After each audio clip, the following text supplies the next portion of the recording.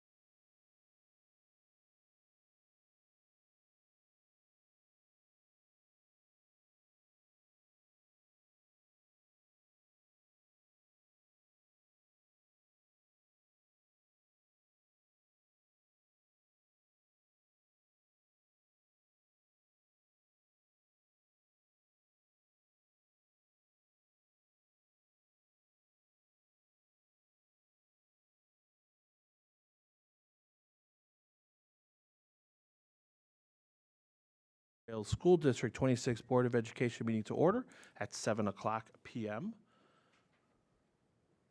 I would like to invite the Prairie Trail students to come on up and lead us in the Pledge of Allegiance, please. So if you can come up and just line up here, that'd be great.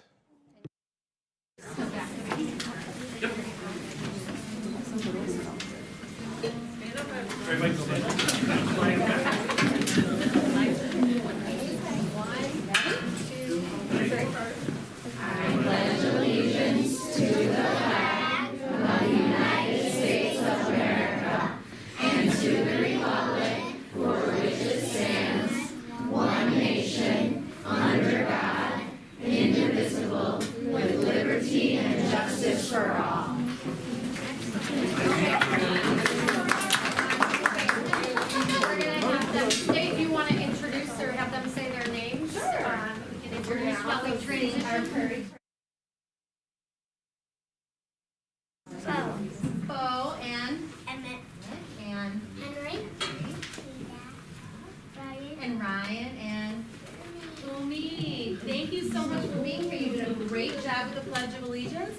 And now we're going to sing our school chipmunk song. Is everybody ready? Yes. Okay, here's Mrs. Thompson. She's going to help us out. Ready? Okay. Okay.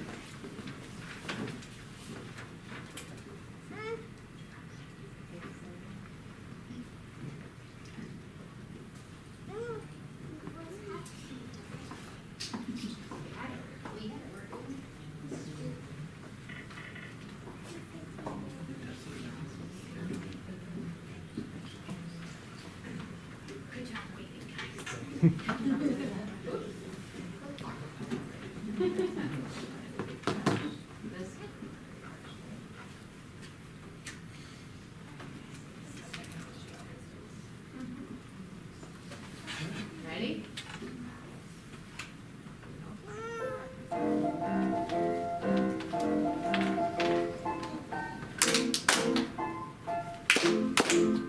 Climbing up so high, we are reaching for the sky. Chipmunks, chipmunks. You know that we're smart and we have the kindest heart. Chipmunks, chipmunks. At school we work and play. We try our best each day. We love learning at school because we're there in school. Chipmunks, chipmunks.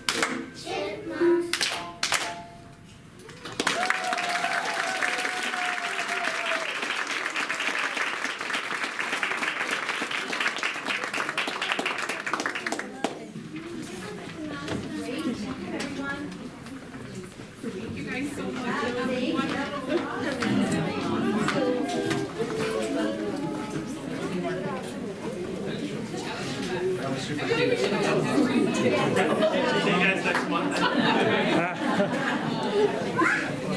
right. Mrs. Johnson, could you please take roll? Yes. Camardo, Here. Fiorito, Here. Friedland. Here. Grimpy, Here. I'm here.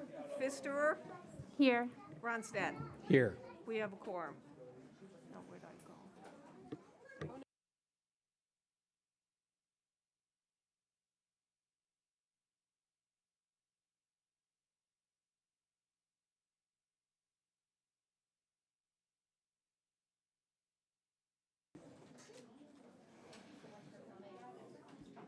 Okay, next up is the consent agenda.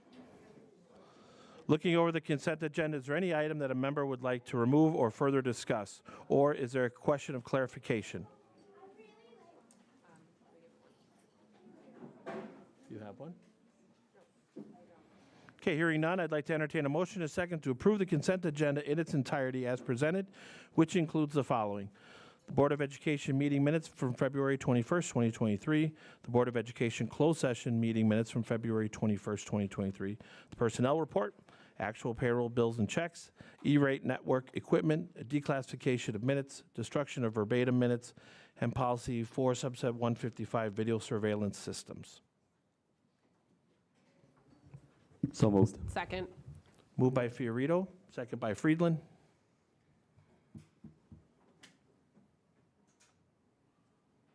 Please take roll. Okay. Pfisterer, Yes.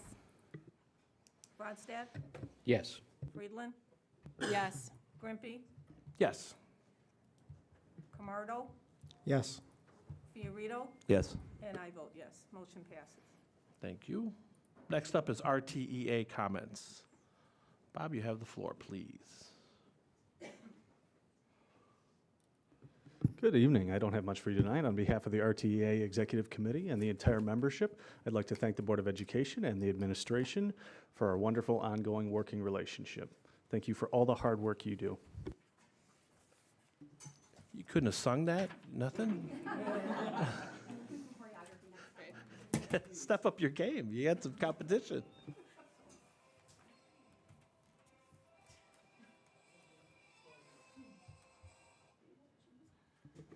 Okay, at this time, I'd like to recognize visitor comments.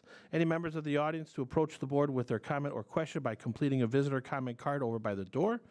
Please do note that the board and administration typically does not respond, and if you wish for a response, please provide your name and number or email for a member of the board or administration to get back to you. Speakers are encouraged to limit their time for others to participate. A 3-minute time limit per speaker with an overall 60-minute maximum for visitors' comments. Majority of the board can vote to extend time as deemed appropriate.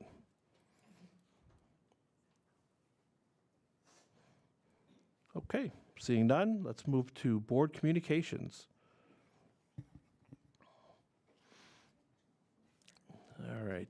The one thing that I wanted to start with is to start thinking about our reorg, which we will do in May. So if anyone wants this lovely seat, just let me know, or vice president or secretary, or if you want to continue that position, and also start thinking about committee assignments. We'll also take a review of those, and then reorg once we fill Mr. Fiorito's seat. Also a reminder that for action items, anyone who's presenting will have the presentation, then go immediately for a motion and a second, and then open it up to the floor for communication. Because if something doesn't have a motion or a second, then we don't need to talk about it. So that's everything that I have. Anybody else have anything?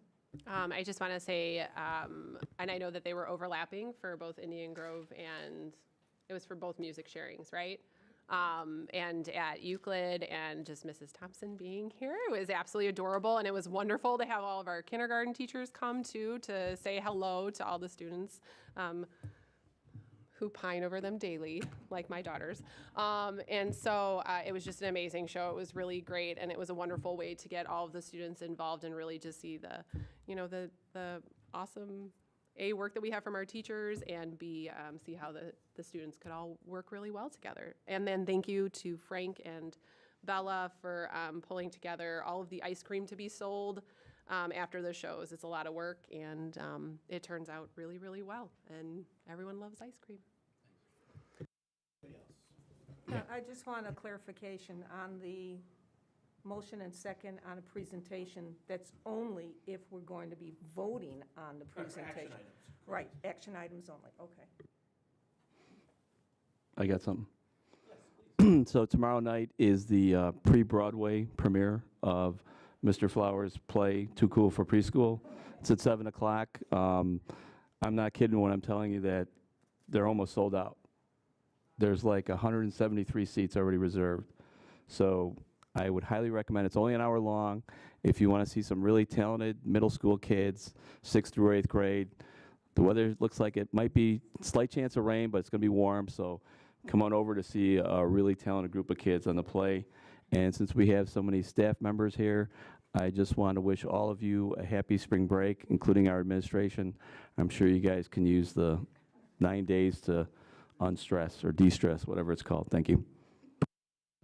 You stole my thunder, Frank, but yes. No, my daughter's in that play, and it's going to be awesome. And I tell you, just my daughter being in the first year at the middle school, the after-school programs are something else. I mean, just what an opportunity for all the kids. But to the people that put in the extra time and the effort around transportation and the parents, and just it's such a great opportunity for all the kids. So. Anybody else? Okay, let's moving on to new business.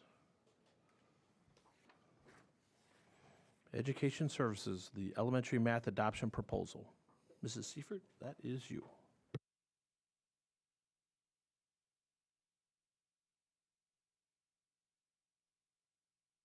Good evening, everybody. I brought a cast of 1,000 this evening, so please forgive us as we kind of transition from slide to slide, as we're going to be bringing a couple different people up. Teachers at this time, especially kindergarten team, I'm going to ask you to come on up and join me. And Mrs. Edgar, I think you're early on, and then Miss Porter and Miss Olson will get to you in just a sec. All right.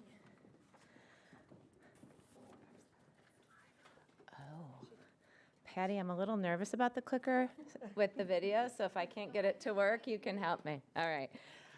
So good evening. Thank you so much for giving us time this evening to present to you some more information on the elementary math audit, pilot, and recommendation for adoption. I have some very eager students with us this evening to tell you a little bit about our journey, as well as some teachers who were part of that journey with us. So I want to start by thanking our team of pilot members. So in your board book, you can see the names more closely.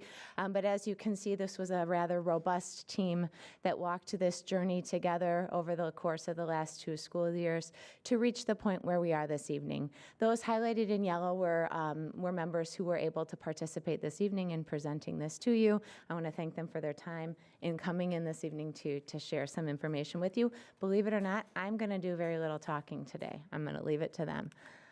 So as we begin, I just want to reflect back to our strategic plan, our mission and vision of our district. This grounds everything that we do within the district, and this definitely grounded the work that we did with the math adoption and the math pilot. We achieve to produce life-ready learners in our district.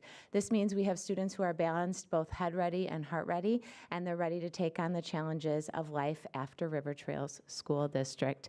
We kept this at a center of our decision-making as we moved through the pilot process, through the recommendation process, to make sure that everything that we're bringing before you this evening was aligned to the work of what our stakeholders asked for us to do in our strategic planning process. I am going to turn it over at this point to Mrs. Edgar, who's been in front of the board, I think, 2 times now over the course of her tenure within the district. Mrs. Edgar is a very highly respected teacher within our district in terms of all instructional areas, but most specifically, her knowledge in the area of math is one that we rest on often, and we go to her with questions. So I wanted her to be part of this process this evening to just share why is math important and why are we here today. Jody. So I'm not going to spend too much time explaining why math is important. I think most of us here know for many reasons. But I'd like to start by sharing a personal experience of mine that will eventually lead to this slide, so bear with me. I grew up with a father who was an engineer and always made us think. So every car ride, most dinners were problem-solving, story problems, real-life situations that got quite, boring over time. But I wish he was here today to thank him. So my first story I'd like to share was after dinner one night, my dad said, if you don't want ice cream, don't raise your hand. And of course, I'm a 6 or 7-year-old little girl going, what do I do? What do I do? Eventually, I learned that if I wanted ice cream, I needed to figure out what I needed to do. So that's just one example of the thinking that my father had me do as a young child. My second and last example was one night I did not want to have the soup that my mom prepared for us for dinner. So my dad proceeded to take a butter knife and put it over the top of the bowl and say, all right, Jody, if you just could eat half of the bowl of soup, that's all you need to do. So you can only all figure out probably how that ended. And quite an embarrassing story, but quite a big lesson for me. So as you can see, I wanted to start out with these personal experiences with my father because, and those are only 2 small examples of the lifetime with him, that critical thinking, problem solving, thinking deeply are very important, not only for math, but to get kids ready for life. And like Christy was saying, to prepare these kids for lifelong learning, all of these things are extremely important. So that's the beginning of that. Okay, so I'm going to move over to just touch on mathematical discourse. All of these things listed on this slide here can't happen without mathematical discourse, whether that's through speaking or writing. So Eureka Math and other math programs that we've had, but especially Eureka Math, is so deep in talking kid to kid, student to student, teacher to student, that your mathematical thinking becomes rich just by hearing other people's talking and listening to other people's ways of solving problems. And you're going to hear tonight a couple students who are going to come up and give real life examples of, I did it this way because, but my friends usually do it this way because. So that's, you'll see that in a few minutes. We as teachers have the opportunity to promote critical thinking and reasoning skills daily through mathematical discourse. More importantly, students will gain confidence through daily practice, perseverance when math gets tough, and success in the classroom. Next slide. Okay, so success criteria for kids, again, when these kids come up here and show their examples of what they've been doing with Eureka Math and how they've been problem solving, starting with, I'm sorry, I gotta step over here. Starting with flexible thinking, students offering different pathways to seek a solution and sharing those ideas with their peers. Number sense, being very grounded, understanding how numbers are connected, how they're decomposed, how they're composed. I truly believe place value is the first place that kids need to be in understanding before they can move forward in math. So number sense, super important. Rigorous, work for every student. Low floor, high ceiling tasks with complex solutions. Hands-on, whether that's with manipulatives, whether that's on a dry erase board, or using manipulatives from the series itself. And all these things together will create student success. Thank you, Jody. So we had a very tough decision to make. We piloted three very strong math programs, iReady and Eureka, 1st through 5th grade, and Bridges and iReady in kindergarten. And the process that we went through in order to make this decision was we had volunteers from our pilot committee sit down around the table for about 7 hours and really hash this out, look through all the data. So we started with reviewing our success criteria. What do we want to make sure that we land on at the end of the day, and how are we sure that's connected to the work that we started 2 years ago? We reviewed both qualitative and quantitative data. We looked at survey data. We looked at just numerical data that the teachers had provided through means of survey. We looked at student survey data. The kids, you guys did a survey, right? That you answered about what you thought about the math programs. We read through all of that data to come to our decision. We summarized that. We took a little break because it was a lot to take in. We came back, we discussed the data at length to reach our consensus and where we're landing today. So with that, I would like to present the 2 programs that we are recommending for elementary adoption. It is Bridges Mathematics at the kindergarten level and Eureka Mathematics for Eureka Math Squared, the newer version of Eureka for 1st through 5th grade. I have brought some members of Prairie Trails to talk a little bit about Bridges, and then we are going to have Mrs. Olson and Ms. Porter talk a little bit, and their students talk a little bit about Eureka. I'm hoping this isn't going to advance the video, but we'll see. All right, I'm going to turn it over to my kindergarten team. And your slides are right after this. You want me to? Oh, yeah. You want me to move forward? Yep. All right. All right, so this is mine. So I've been teaching kindergarten 6 years. Sure. I've been teaching kindergarten 6 years, and I always teach calendar, but when I started piloting Bridges, the deeper level thinking that came out of it. So basically every day, it's hard to see in this picture, there's a pattern and there's math talks built into the curriculum. So it's awesome because a few years back, we all got trained on math talks, but we had to create the materials ourselves. Bridges provides all the math talks for us. The deeper level thinking that has come out of this curriculum is unbelievable.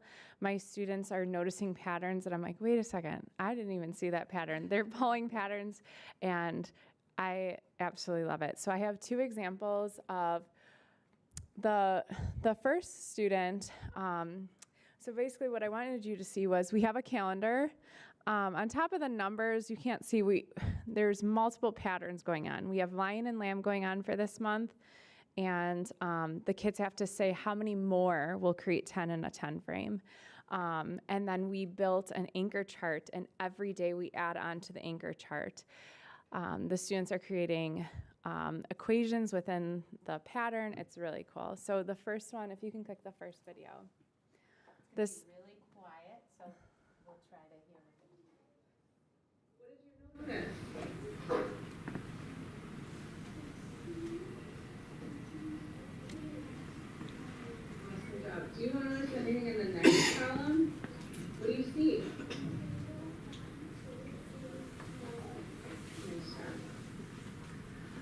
So that was a student noticing that the days of the week are going in number order. That's simple, but a lot of the patterns and bridges go on diagonals, and this was a student. I was really proud of her that she picked that out. And then the next video, as you can see, bridges is very student-led. So this is a student running an anchor chart all by herself based on the pattern of the calendar.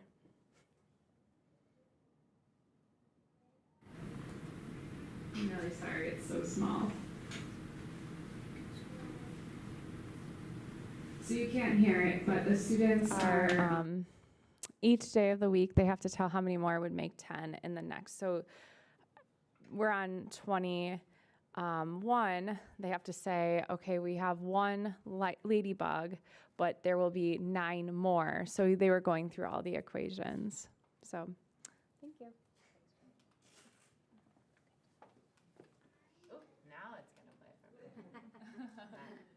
All right, and I'm Stacy Nagel. I also had the privilege of piloting bridges this year, and actually last year right after spring break.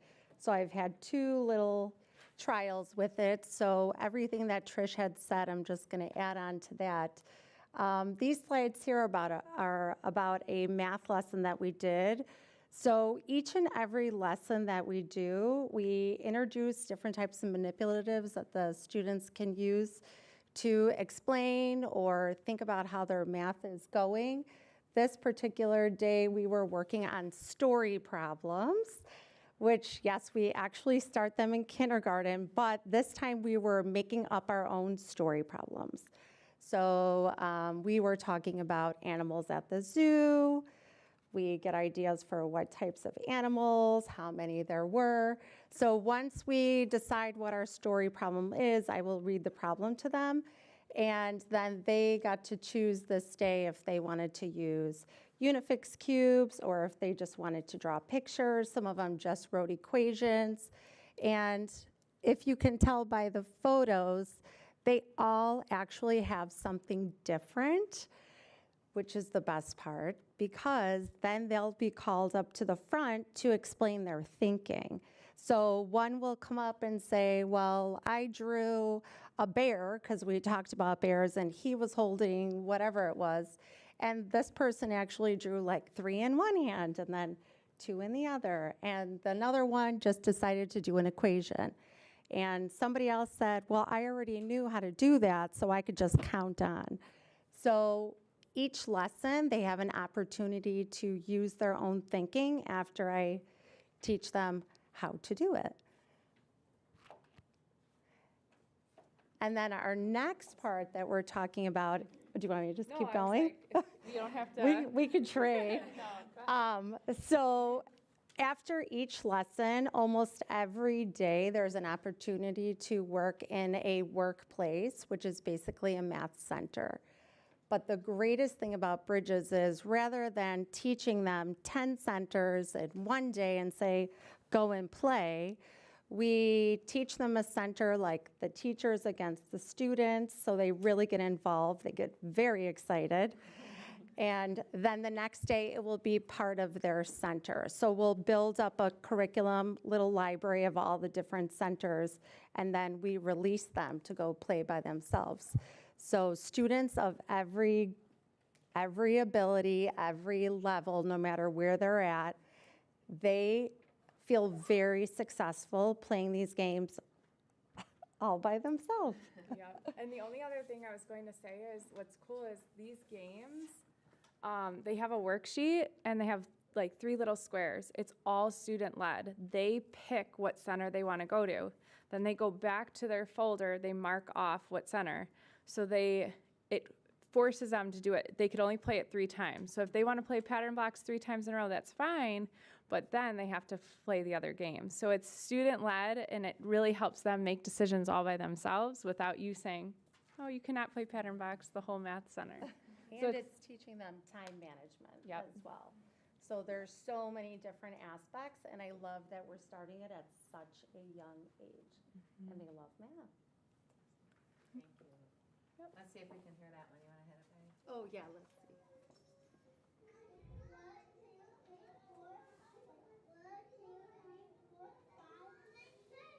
Oh, such excitement over 7th. Thank you. Yes, Thank you very thank much. you.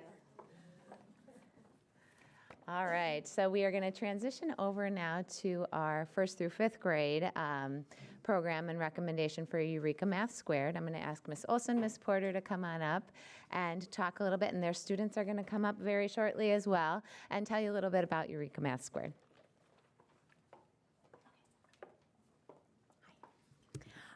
I am thrilled to be standing here in front of you talking about how much I love Eureka. What I'm going to say doesn't even compare to what I'm really thinking. But I'm going to first start by talking about why Eureka, and I'm going to go back to our guiding purpose. So at the very top, you can see that it says to provide instruction that focuses on conceptual knowledge, that develops procedural fluency, and then allows time for application. And that is exactly what Eureka does. First and foremost, it really does focus on those foundational concepts. It goes really, really deep into those foundational concepts, which then lead our students to become life-ready learners. So I'm going to talk about that second point below why Eureka, so the rigorous and accessible to all student populations. So in my own 5th grade classroom this year, I've noticed that Eureka has assisted students in building a really strong conceptual understanding of their grade level math concepts. So I've seen my students move beyond just learning math tricks and memorization of algorithms, and now they've moved to an understanding of why different math processes actually work. So I hear students oftentimes saying things like, well, of course multiplying a fraction times a fraction would give a smaller answer. You're finding a part of a part. And I like to draw tape diagrams to show what is happening. You can see that the fraction fits into the whole number a lot of times. So students are just demonstrating that they're understanding why math works rather than just memorizing algorithms and rules. And then additionally, in the accessible component, Eureka makes ongoing use of different manipulatives. So students will use fraction rods or draw models like tape diagrams and number lines. And all of those visuals really help all students have meaningful access to rigorous grade level content. And to talk a little bit more about how Eureka progresses from simple to complex. In 3rd grade, we're currently learning about area models, and the way that Eureka presented it in the very beginning was a typical area model where you could count the grids to see how many little unit squares are inside the shape, and then as the lessons progress, they take away those grids, and then you're left with just the dimensions. So we're leaning into the multiplication component. So just a perfect example of how it starts. Like you can count the grids, but they're not always going to be there. And then when we take them away, they really have to use that mathematical thinking. Also, the lessons progress from simple to complex, just in terms of the whole module, which is also a really nice feature of Eureka. In terms of assessment and how Eureka uses assessment to guide instruction, every single Eureka lesson, so each daily lesson has a brief exit ticket at the end of the lesson, and that provides us as teachers with really valuable data to guide decision making for the very next day's lesson. So every day I can look over students' work that they turn in, and then I can make really flexible and data-driven decisions for groupings for the next day.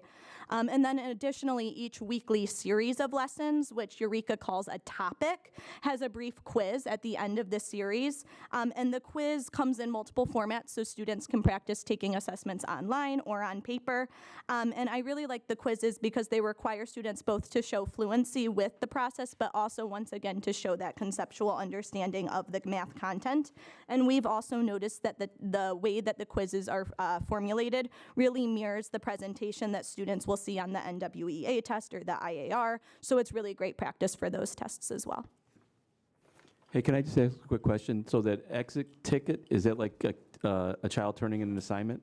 Yeah, so Okay. at the very end of the lesson, students have, it's either in the workbook or I reprint it, but it's just 2 questions. It's very short, and you're supposed to only allow, I think, 5 minutes, and that should be enough time for students to either show that they have mastery of the content or they need some reteaching the next day. So it's really great data to take away right after the lesson to be able to adjust your instruction for the next day. Okay, thank you. Yeah. I have an example of a book if you want to look at it. And then also moving on to the added benefits, the Strong Home to Connection, there is an apply book that is available for at home. So the parents can take a look and see what we went over that day in math. And then there's a little partner, practice partner, where the practice partner explains how to solve the problem and what strategy was taught that day. So it's just an additional practice book for home too. Oh, and there are family letters that are in multiple different languages. And then the last area we wanted to talk about is just the instructional routine with Eureka. So there's a really clear daily routine that's across, I believe, all grade levels, 1st through 5th. So it provides students with really valuable consistency. So there's never any uncertainty about what's coming next in the math lesson. Every single daily lesson has 4 parts. So it starts with a fluency warm-up, which one of my students is going to talk about. Then there's a launch section, a learn section, and a land section. And every day follows those 4 steps so students know exactly what's coming next in the math learning time. Thank you. Ready for the kiddos? Yeah. All right, guys, come on. So I have a few of my 5th graders here, our 5th graders here, who are going to talk a little bit about how they've grown as mathematicians this year. All right, you guys ready? Chris, I think you can just stand here. Hello, my name is Chris Sempion, and I am a 5th grader at Euclid School. Eureka helps me become a better math student by starting with a fluency warm-up. I like starting math with the fluency warm-up because fluency reviews math skills that students can forget over time, such as multiplying and dividing whole numbers and finding volume of rectangular prisms. In this picture, I am doing the daily fluency warm-up. I am multiplying multi-digit numbers by single-digit numbers. I am using both the standard algorithm and the area model. This warm-up gets me ready to multiply multi-digit numbers by multi-digit numbers, which is the daily lesson.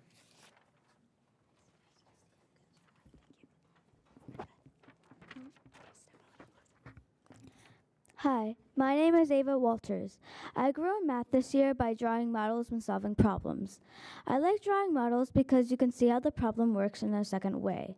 It will help students to see a problem that they don't know how to do, and it helps students know when to use the multiplication, addition, subtraction, and division skills that they learned in past grades. For example, for 5th grade, when you have a problem that asks you to find 1/6 of 5 or 1/6 times 5, which equals 5/6, you can use a tape diagram. And if you are going to 4th grade and you're just learning multiplication and have a problem like 345 multiplied by 65, you can use an area model instead of the standard algorithm.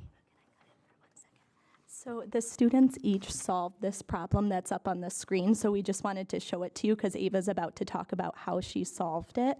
So you can just read it really quickly, and then if we go to the next, so Sophia makes 2 pizzas, she cuts them into 1/8, she gives some slices away, she keeps some slices, and then the next slide is Ava's work, so she can talk about that.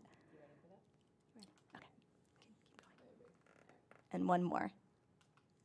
Thank you. Okay. In this picture, I am solving the multi-step word problem about Sophia.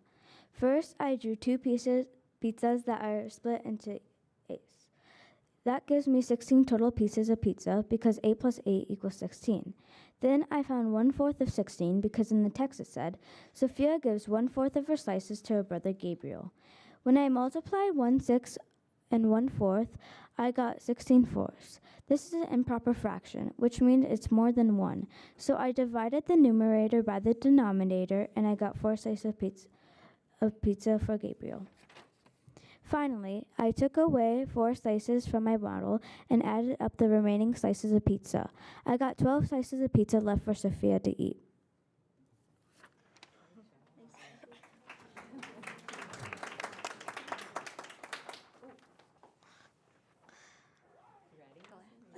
Hi, I'm Wasim. Eureka helps me become a better math student by teaching me to explain my math thinking out loud.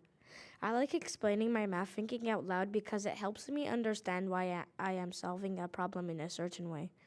It also helps my classmates know how to solve the problem in multiple ways. Here's a video of me solving the multi-step word problem about Sophia and the pizzas.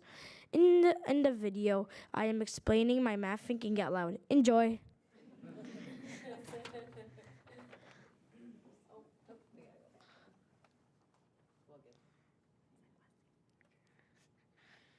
Want me to back it up?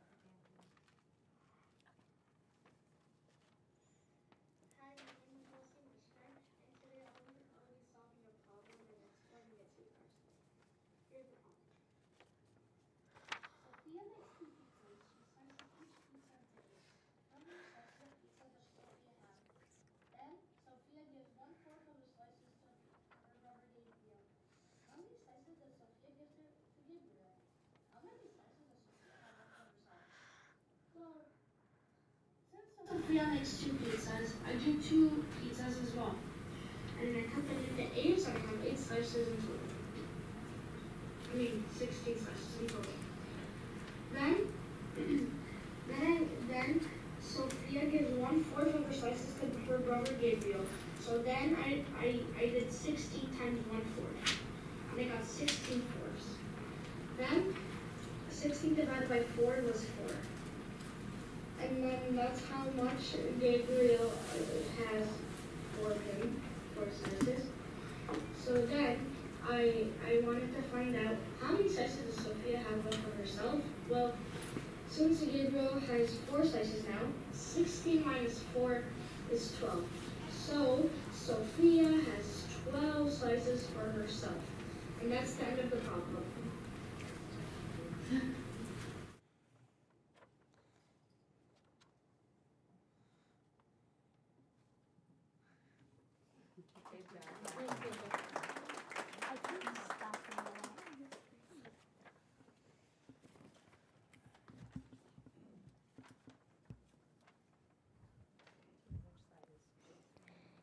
Hi, I'm Jason.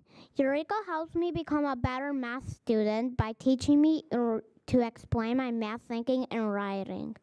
This is perfect for me because I am an author and I love to write my own graphic novels. I like writing to explain because it helps me to explain how I solved the problem and the exact steps I took. Writing also helps me because whenever I mess up on the problem or a step, thanks to the writing, I can see the mistake I made and revise my thinking. So here is an example of how I use writing to help me solve the problem about Sophia and pizza. I made sure to use chronological signal words and text evidence to explain why I took each step. First, I wanted to figure out how many pizza slices Sophia has. I know that Sophia has 2 pizzas, and Sophia divided the 2 pizzas into 8 slices each. So I got 16 slices for pizza. I did this because in the text it says Sophia has 2 pizzas. She slices each pizza into 8. How many slices of pizza does Sophia have? 2 times 8 is 16. Next, the text says Sophia gives 1/4 of her slices to her brother Gabriel.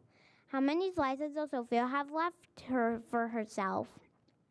So since Sophia has 16 pizza slices, and it says in the text, Sophia gives 1/4 of her slices, I knew that I had to multiply 16 times 1/4.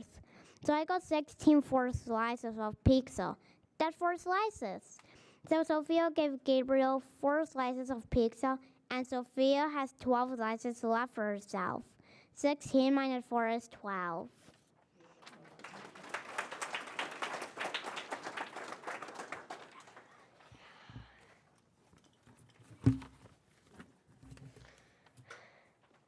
Hi, I'm Corwin. I grew in math this year by solving problems in alternate ways, also known as solving a problem in the way that I learned best. I like solving in multiple ways because you can see the problem from multiple perspectives. When you solve in multiple ways, it is easier to explain the problem to people who see it differently from you. In this image, I am showing you how to solve one problem in 2 different ways. The usual way is for kids who learn the more practical way, and the alternate way is a little bit harder to learn, but easier for me once I learn it.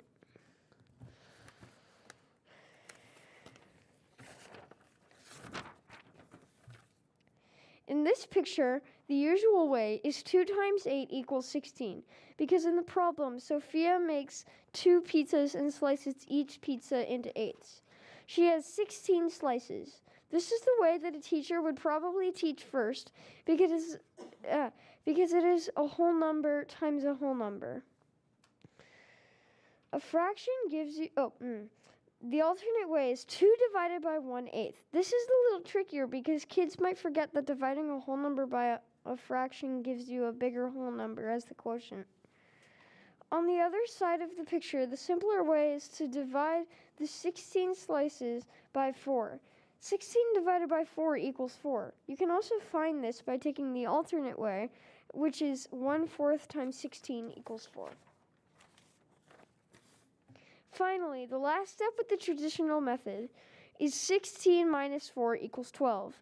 The alternate way would be to take 4 times 3 and get 12 slices left for Sophia. As you can see, we have grown in math this year by starting with a fluency warm-up, drawing models to explain our thinking, explaining our math thinking out loud, explaining our math thinking in writing, and solving a problem in multiple ways. Thanks for listening to our presentations.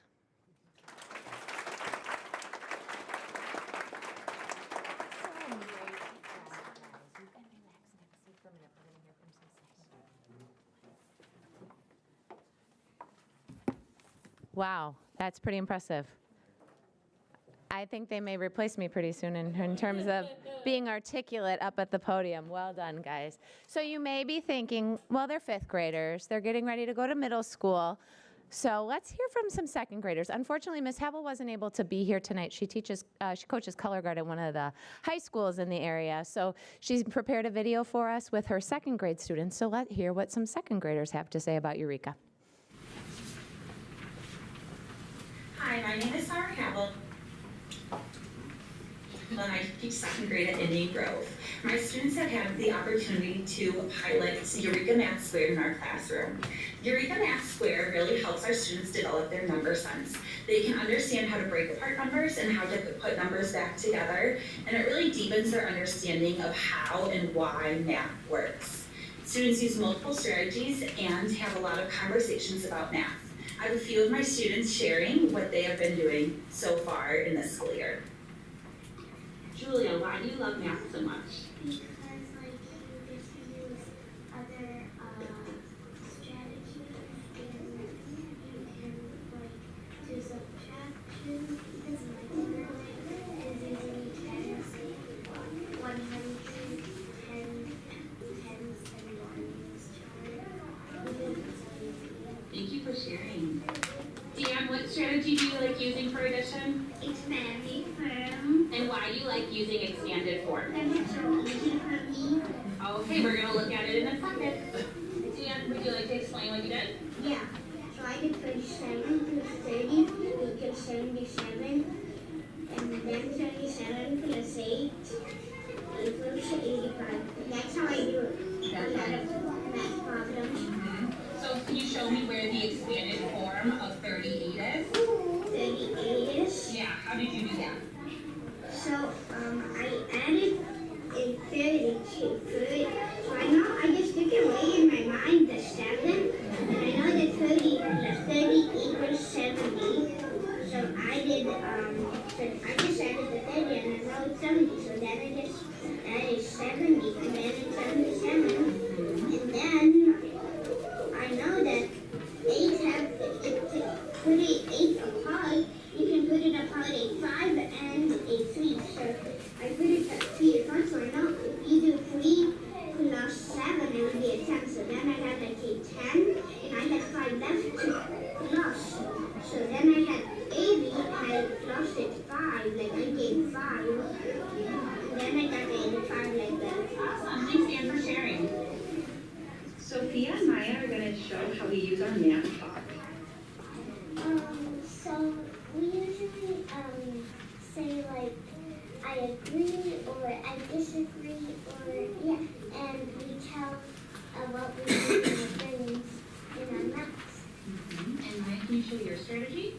I did the HTO chart as 100 tens and ones chart, and I regrouped. So what number did you have to do first? I had to do 85 because that's the bigger number. And then the second number, I call this a make a number. And first you gotta make this number, then I call this make a number. So you gotta delete the number from here. So this is ones and this is 10. So here, and if you don't have a lot, you just take the other one from here. Then I got 66. Sophia, show your strategy. Also, I'm going to break apart 10 and 9, and I got my answer. You have to jump first 10 minus, then that equals 75, then we jump 9, then equals 66 because 9 is last, and this, and because 9 is last because it's a small number, and 10 is first because it's the bigger number. Oliver, why do you like math? I like math because there's all these different strategies you can use. And what is your favorite strategy? The number line. The number line. And what strategy are you going to show for us in a second? Tens and ones. Awesome. All right, Oliver, can you explain the strategy to us? So the problem is there were some kids in the lake, and 23 more kids jump into the lake. Now there are 82 kids in the lake, and my kids were in the lake to start. So I figured out this had to be a subtraction problem, because if I did addition, it wouldn't make sense. So first I put an 82, then I minus 23, but I couldn't minus 3, so I regrouped the 10 over here, so now I have 9 over here, and then I minus 20, so now I have 59. Awesome, thanks, Oliver. Some pretty amazing mathematicians. So thank you to all the students, and we will make sure to extend that to our kindergartners and our second graders who weren't able to join us this evening. So what comes next? So now that we've made this recommendation and we hope for board approval, we would move to ordering materials very quickly in order to prepare for some spring professional development for our teaching staff. That would happen on the Institute Day on April 10th with a full day of professional development for math, followed by some summer professional development for our school leaders who are going to be supporting the implementation of this in their buildings. So our principals, our assistant principals, our coaches would spend a day with the trainers from Eureka in order to learn the nuts and the bolts of the program. And then last but not least, prior to the launch of the school year, we would follow up with some additional professional development in one of the 2 institute days prior to returning to school on, I believe it is August 18th. In terms of dollars and cents, we were able to negotiate a pretty competitive 6-year cost negotiation or contract with Eureka. I was able to break over 2 years in my budget. I'm going to start first with the Bridges adoption. The Bridges adoption is roughly $21,000, and that is the sets for the student materials, the teacher additions, as well as the online component. There is not an additional annual charge for the online component. With Bridges, it extends through the life of our use of the program. The only annual cost that would be in addition to that, if we choose to continue with student workbooks moving forward, it would be roughly $1,500 a year. However, the PDFs are part of our package, so we may just choose to do some printing of things that we want to use at the kindergarten level. In terms of Eureka, you can see here the breakdown between professional development, teachers additions, and then the Euclid and the Indian Grove orders here. I basically had a work to number for this year that's under the 22-23 column, and then next year's budget would take on the additional costs. We would order the Indian Grove materials July 1 with a delivery date of mid-July. So I just wanted to end with a quote from a famous mathematician, William Paul Thurston. Kiddos, he's a really interesting person to research, brilliant mathematical mind, who states that mathematics is not about numbers, equations, computations, or algorithms. It's about understanding. And hopefully you've seen tonight from our teachers and from our students that we've really worked to find materials that help our students create understanding, create knowledge, problem solve, and learn how to learn, which is the vision and mission of our district. Thank you for your time this evening.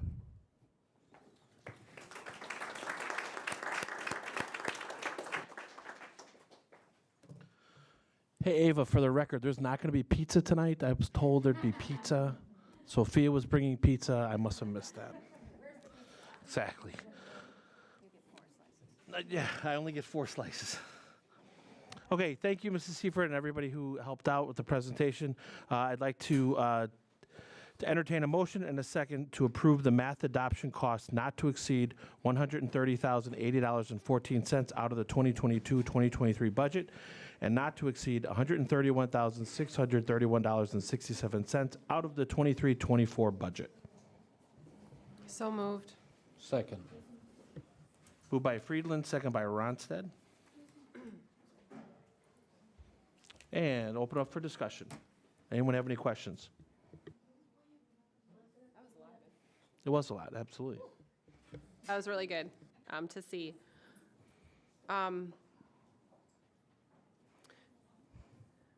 So for the differences between Eureka and Bridge, and I know that we definitely want to stay separate for those, just because of all the benefits that the teachers discussed at those different grade levels. After the 6 years, how does this keep up with all of like our core standards and everything else? I mean, as we're projecting forward,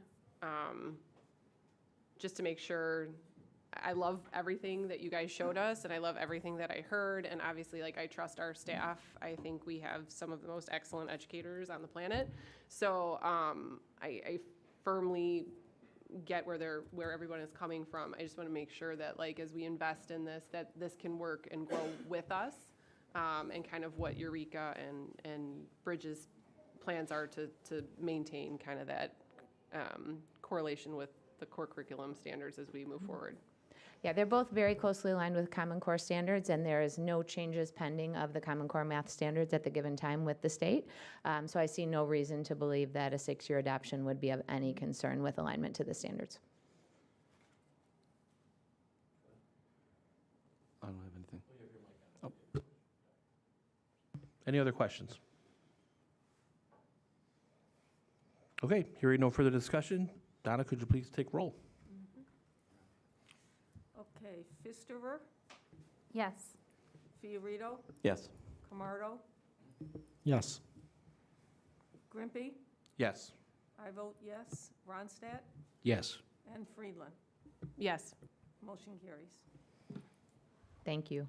And thank you for all your work on this. I mean, I know pilot programs can be extremely difficult, so thank you for taking and stepping up and putting in all this extra work. Thanks. And I you are think still up? I'm up next. I'm going Yes, to grab my notes Innovation really Advocacy quickly. Give me Day. one quick. Ms. Chung, did you want to say anything? Or I can speak too. I just didn't know if you wanted to speak to anything. Yeah, yeah. You want to speak to it? Okay. To put her on the spot.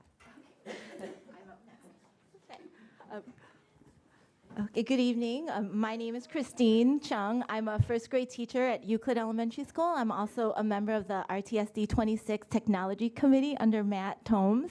And I'm here to ask the board, I'm requesting to apply for the Students for Innovation Advocacy Day. So I don't know, did everyone read the letter, or should I just open up for questions, or? You can recap, that's fine. Okay, so That'd be recap. great. So in February, I was invited by Matt to attend the IdeaCon Technology Conference. And then at this conference, after the keynote speaker spoke and the organizers got up and they were giving a summary of the upcoming events. And so they were talking about the Students for Innovation Advocacy Day, which is in Springfield in May 10th. So basically the organizers were encouraging all the teachers who were at the IdeaCon to put in an application because they wanted children from all over the state represented at this Students for Innovation Advocacy Day. So this event is held at the Capitol Building in Springfield, and its purpose is to inform legislators and key stakeholders of the innovative learning happening in the Illinois classrooms and how they are in need of funding. So the application is due on April 1st, which is in just a few weeks. So I'm asking the board to allow me to submit an application for the work in my classroom with Ozobots. So my class has been busy working with Ozobots as a result of the 2023 technology grant that was awarded by the district earlier this year. So Ozobots are little robots that introduce computer science and coding. So the kids use different color codes to code the robot to move at different speeds, move in different directions, and do some fancy moves too. So you can also integrate these computer science skills into math, science, literacy, and all across the curriculum. So I did include a couple video clips of the kids working with Ozobots. So if the application is accepted, so I'm only asking for permission to put in an application, because if the application is accepted, I would like to bring 4 students and 4 parents and 1 additional staff member to Springfield to do the demonstration and the presentation. So that would require, so that would be on Wednesday, May 10th. So it's about a 4-hour drive to Springfield. It's about a 2-hour presentation and then a 4-hour drive back. So it's a little bit of a long day. Yeah, so I don't know all the details, but I'm just asking for permission to submit the application. And then if the application is accepted, then IdeaCon would give all the specific details and move on to the next step. I have a question. Yeah. We're going to get a motion second first. Oh, sorry. Okay. All right, I'd like to thank you for the presentation. I'd like to entertain a motion and a second to authorize the submission of the Innovation Advocacy application. So moved. Moved by Fiorito, Second. second by Friedland. With the motion and a second, I'd like to open the floor for discussion. Okay, can I ask my question? Please do. Sorry about that, Bill. So I know we have coding at the middle school. Does this advocacy forum that you guys are attending, does that include people at that level as well? And if so, why wouldn't we think about inviting, is it Cimaroli? Cimaroli? I think it's Mrs. Cimaroli. Have you thought about that? You know, right now, I think Christine was interested in applying with Okay. the new technology, so we were just honoring her request at this Okay, thanks. Go ahead. I'm skipping ahead to the next part of the 4 students and 4 parents. Are the 4 parents the parent of each of the 4 children? That is what I'm hoping for. It's first grade, and it's just a really long trip, a really Right. long day. So I would that's why feel I'm thinking more. I would hope that the parent of the child Yes. would be there to help. Yes. Because of the long day that it's going to be. Exactly, yeah. Okay, got it. Anybody else? Can I just make a comment? Please do. I love the initiative to even apply for this and for Matt giving you the opportunity to go down and have the experience. Just a super quick anecdote from a plane ride I just came back from.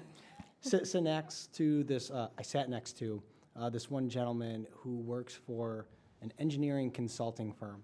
And he was saying that with ChatGPT and all that other technology right now, in the next 10 years, companies are needing to hire, they're projecting 80 million innovative coding computer science engineer people.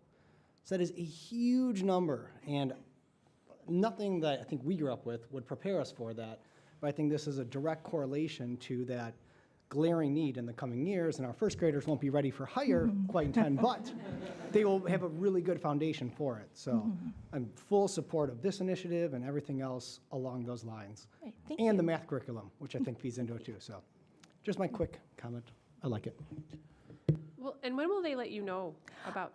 Right, I don't know. They said the Okay. application is due April 1st, and then it should probably be a pretty quick turnover. Right, especially if you have to plan everything before Yeah. May 10th. Okay, okay, Yeah. I was just curious when you would hear back. And then I guess my question is, would you come, once that is offered to you, if at that time, would you have to come back to the board? Oh, okay. Yeah. Okay, this is one, okay. Okay, yeah, that I just was wanted going to be make my sure. question, is what what would What's be the the next, what's the process? due date of the next step as Yes. opposed to our next board meeting. Right, because Yep. we wouldn't want to have it sitting out there and then not be able to approve something. We just have Right. board policy that states that anything over 200 miles needs board approval. This is 207 miles, so we wanted to make sure that we presented that to you this evening. Okay. You couldn't find this lower route? No, I know, we tried. Anybody else? Okay. Mr. Johnson, could you please call roll? Camardo, Yes. Fiorito, Yes. Grimpy, Yes.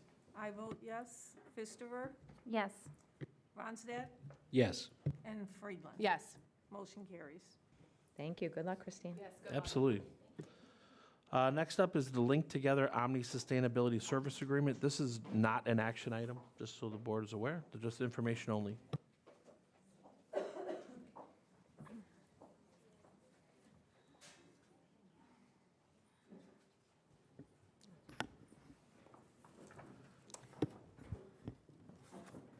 Hi there. I just wanted to provide a really brief update about a partnership that we have. The Link Together Coalition is a community partnership through the Omni Youth Services Group. And we work closely with this partnership to decrease teen alcohol and drug use in our community. So I just wanted to update you on some of the changes happening with it so that we can continue this partnership. Previously, it had been funded by the Office of National Drug Control and Policy and through the CDC. Those grant funds have depleted. So now we're going to be looking at funding it directly through IDEA grants or special ed budget.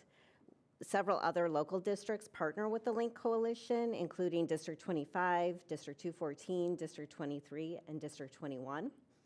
In our own middle school, Christy Trace and Amanda Zavilla, the social worker and the health teacher, attend monthly coalition meetings with other community members, mental health providers, and neighboring school district representatives to really work on this partnership to ensure that our community adolescents stay drug and alcohol free.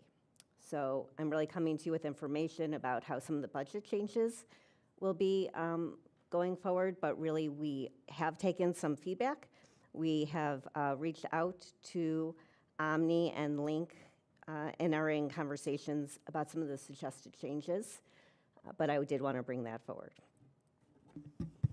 Great. Does anybody have any questions? So we talk about alcohol and drug use. Does this include vaping? I believe it does. Okay, just wanted to check. It does. Great. That's a Yeah. great Sorry, I question. watched the Yeah. video. I watched the video the other day, actually, for 214, and yeah, they do talk about vaping, alcohol use, and any other. Oh my gosh, any other like drugs that we probably would normally have in our communities that Okay. students can have access to. Thank you, Jenny. And provides information for parents as well to know what to look for at home.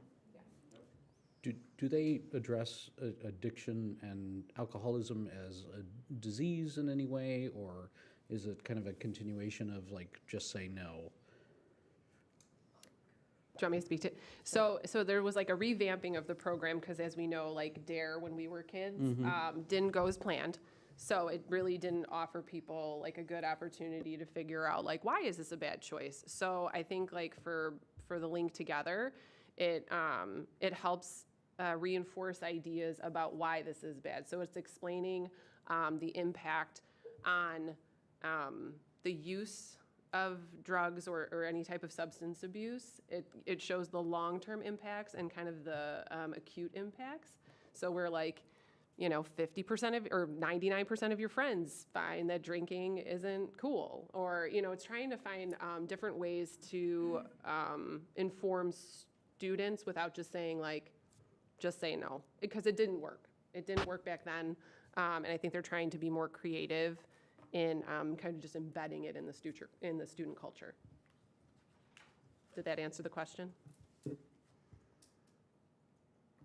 Okay. Anybody else? Okay, thank you. All right, next up is Business Services, the fiscal year 2024 staffing plan. This is an action item. Okay, the staffing plan was brought to the board at the last meeting. It's pretty much the same as what you saw last time. I will point out a couple differences and some of the changes. Right now, we're anticipating 5 less teachers for enrollment as our enrollment is going down, but we will be monitoring that as we register students and continuously up through September. And if we see that enrollment has increased more than we expected, then we'll bring a recommendation to the board for that part. We have quite a few programming changes. I'll kind of go through and highlight some of them. We have added a few people this year, kind of because of COVID and the impacts. Interventionist at Prairie Trails that we would like to keep again for next year because there has had very positive academic impacts there. We had an additional social worker at Euclid that we would like to keep for another year because we do have a number of students with social emotional issues, and then there are 2 self-contained classes for special education at Euclid that really need the help of this social worker.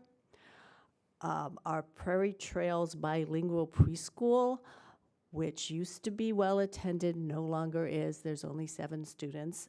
That teacher was doing half the day as a multilingual teacher, which we have lots of languages now. We're a very diverse school district, so we're recommending that we keep that position, but instead of bilingual preschool, it will be a full-day multilingual at Prairie Trail School. One of the other, we did in the business office have an HR assistant this year that we are recommending that we keep for another year. We have had tremendous turnover in the business office, and just keeping everyone trained and getting all of the data requirements caught up and keeping track of what all the state does. It looks like we would need at least another year for that position. We will not be continuing the permanent substitute position, and that teacher will be placed in an empty position. In addition, which was not in what we presented last time, we are recommending a multilingual teacher for the district. Because of all of the newcomers we've had, particularly at Indian Grove, but our diversity and new students coming from another country that don't speak any English require a lot of support. And so, and it's hard to find this kind of support, so we're recommending that we go ahead with it now so that we will be prepared next year. So if you add and minus all of those, it is still a decrease of 6 staff members for next year.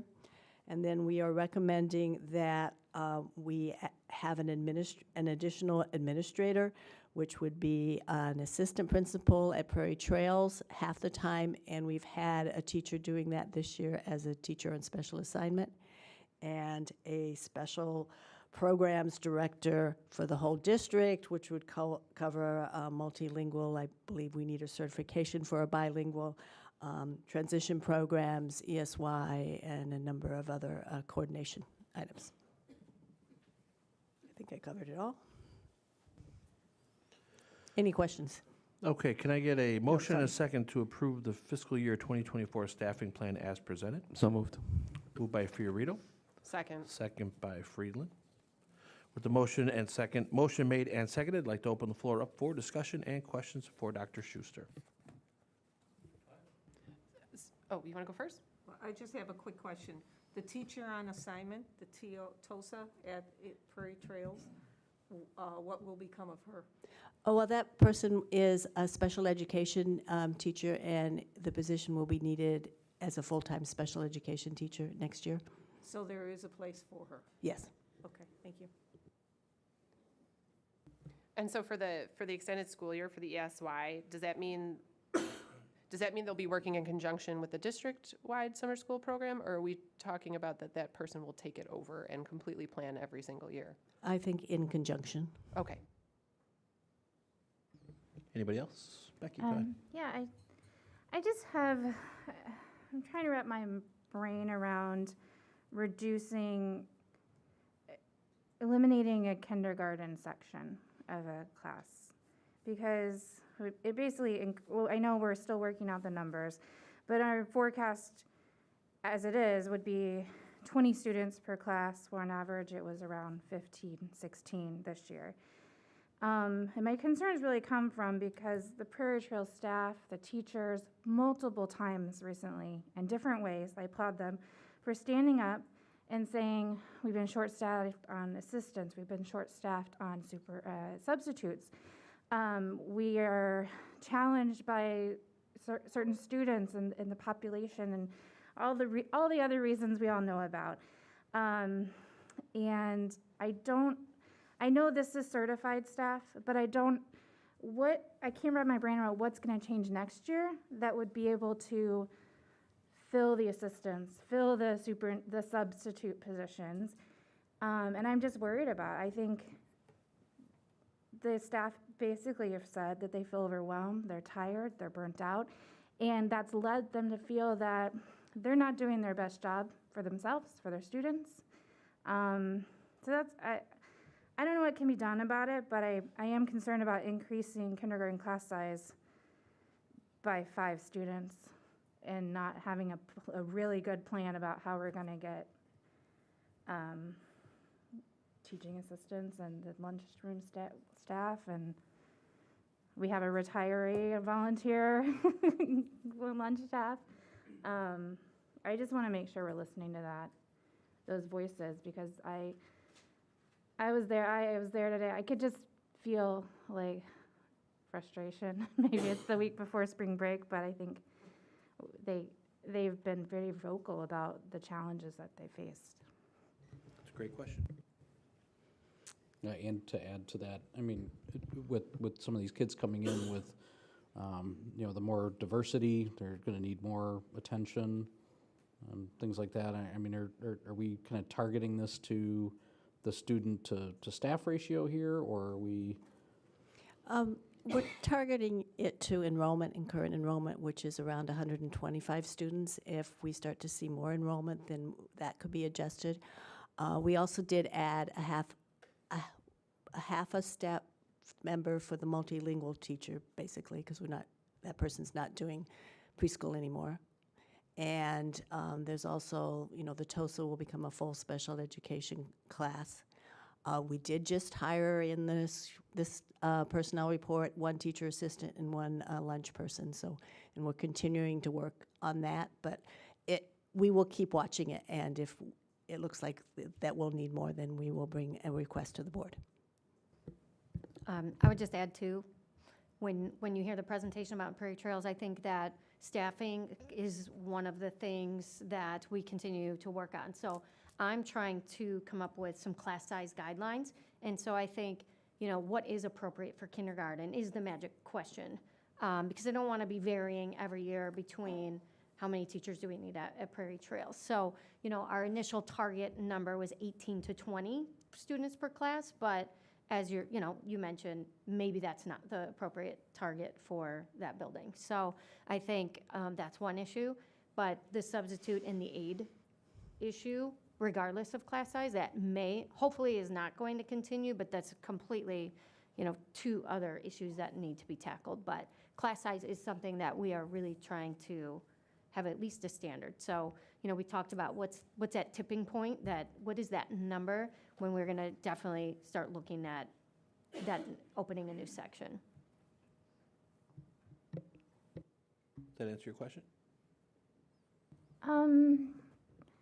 Kind of. I just don't feel like I wish all the positions weren't in the vote with this section, because I don't feel like I'm going to vote for eliminating a teacher. And this says we're estimating that class size would be 20 students. And I think if we're struggling with students at 15 and 16, I can't imagine telling teachers going into next year, well, it's probably going to be 20. So I guess I have to vote no, because the way the action item is set up that way.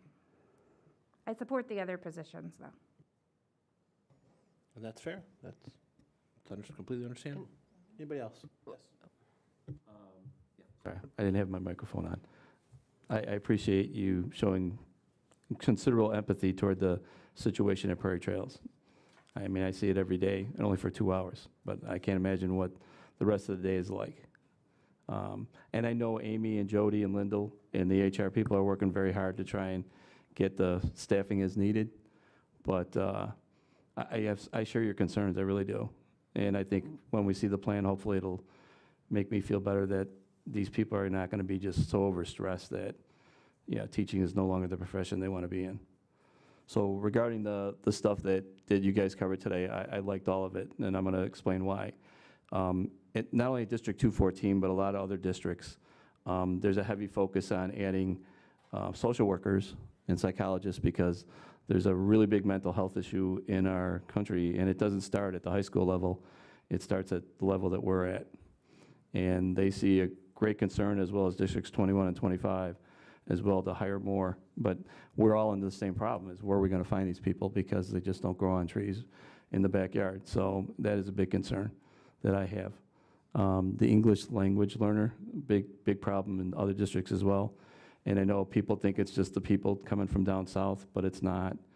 The number of people that are coming to our area from Ukraine and Russia is so high that now you're trying to find people that are in the education field that speak Ukrainian and speak Russian, and that's a big concern too. And then last but not least, the position at Prairie Trails for the assistant principal. A couple years ago, I think most of us would have said no way, but after seeing what Janine and I see and you see and probably Lewis has seen, because his son was there last year, that, yeah, you know, Amy wears way too many hats, and you know, she's on the playground, she's in the lunchroom, she's in her office having lunch with 7 or 8 kids. It's really a challenge, and it's not just her; it's the entire staff. I mean, it's almost like a fire drill at times, where you go here and it's like a last-second football play. You go left, you go right, everybody else go somewhere, and that's pretty much what it looks like sometimes. And this is this is not meant to, diminish all the efforts of all the people that are sitting at this table and sitting in the audience. I mean, it is really tough at Prairie Trails. I don't know what it's like at Indian Grove or Euclid, but I can only say what I see at Prairie Trails, and I support everything that you've put on paper tonight. And I agree with you, Becky. I hope that, when Amy does her presentation, that we feel comfortable that the teachers will have the right support. Otherwise, we're going to lose some good teachers to other districts. Thank you. Well, but this is an action item before we get to Amy's. Yeah. Okay. I mean, the only other clarification I could provide is if we hit that 140 that's in the spreadsheet, we would move to 8 sections. So that would bounce it down to like 17 and a half kids.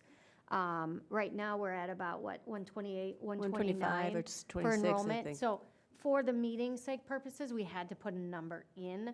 But no, we don't want, 20 is the max. We do not want class sizes of 20. So that was our tipping point, that we would move to 8 sections. But we are trying to be fiscally responsible, and at the time of building this, we were down to about 110, 119 kids.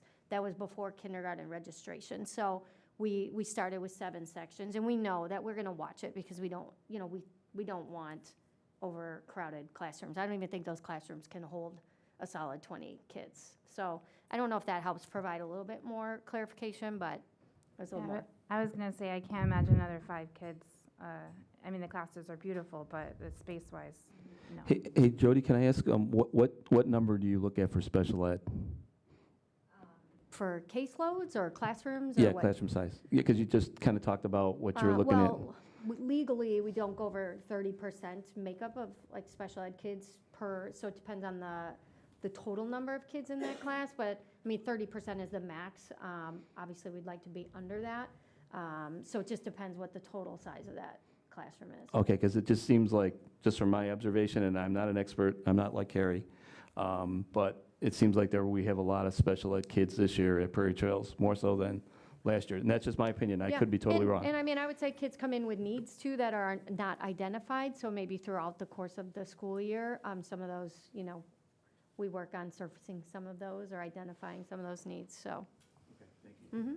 Yeah, and I'm all for the fiscal responsibility, but, I'll add to that, everything I've, limited knowledge generally speaking of early education, but everything I understand about it is the more you invest when they're younger, that it amplifies over the course of their educational experience.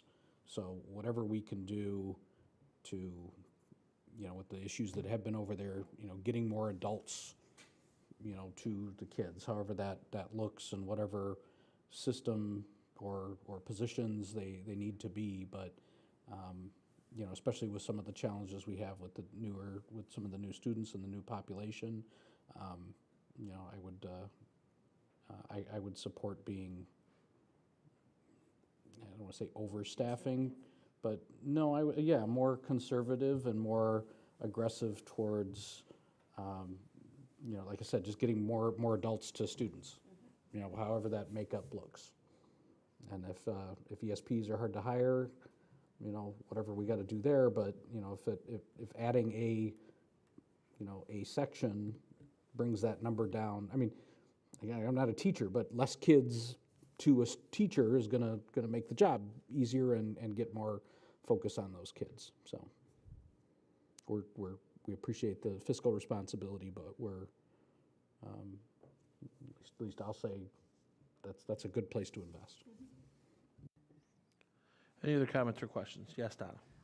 I just want to point out that past practice has been to present the staffing plan, and then as concerns come up, as you have brought up, we always watch the classrooms, and especially kindergarten, because there are a lot of times that the people do not register until the first week in August or the second week in August. And that's when we then, over the years, and the many years that I've been here, there have been many a times we have added 1 or 2 teachers to kindergarten. So this does not alarm me at all, because I know the administration watches these numbers, and we really won't have a good handle on what the kindergarten numbers are until the first week in August. Well, I don't disagree with what you're saying, but I think these days it's harder to find teachers. That's what we're up against, that we don't want to be scrambling at the last minute and then not have one. Sure, Frank. I agree with what Donna just said, but the only difference is that right now we have a school that is short on staff in areas like TAs and lunchroom supervisors. And I think that's a little bit of different perspective, because being down so many people in other areas, you know, you can sit there and say, well, we only need this many teachers, but if you don't fill those positions, which is I think what Becky was kind of pointing out and what she said, that's a greater concern. And even Robert mentioned it too, that if we can't fill these other positions, then we're really handcuffing our teachers that are already at wit's end. Thank you. Yeah, can we maybe, I mean, if the rest of the board is okay with it, can we just change the floor so that we're not eliminating that position and give the administration a little bit more to work with, or let that play out? Well, we need to amend the motion, because the motion is to approve it as presented. So would that need to be represented with different numbers? Well, and currently, I mean, when we're looking at the numbers, like that, this 126 is very different than 140. And I definitely understand all of the concerns, and I'm not saying that there isn't a teacher shortage in Illinois or that there will soon be one. I think the hard part is having classes that are so small, and hiring another entire full staff member.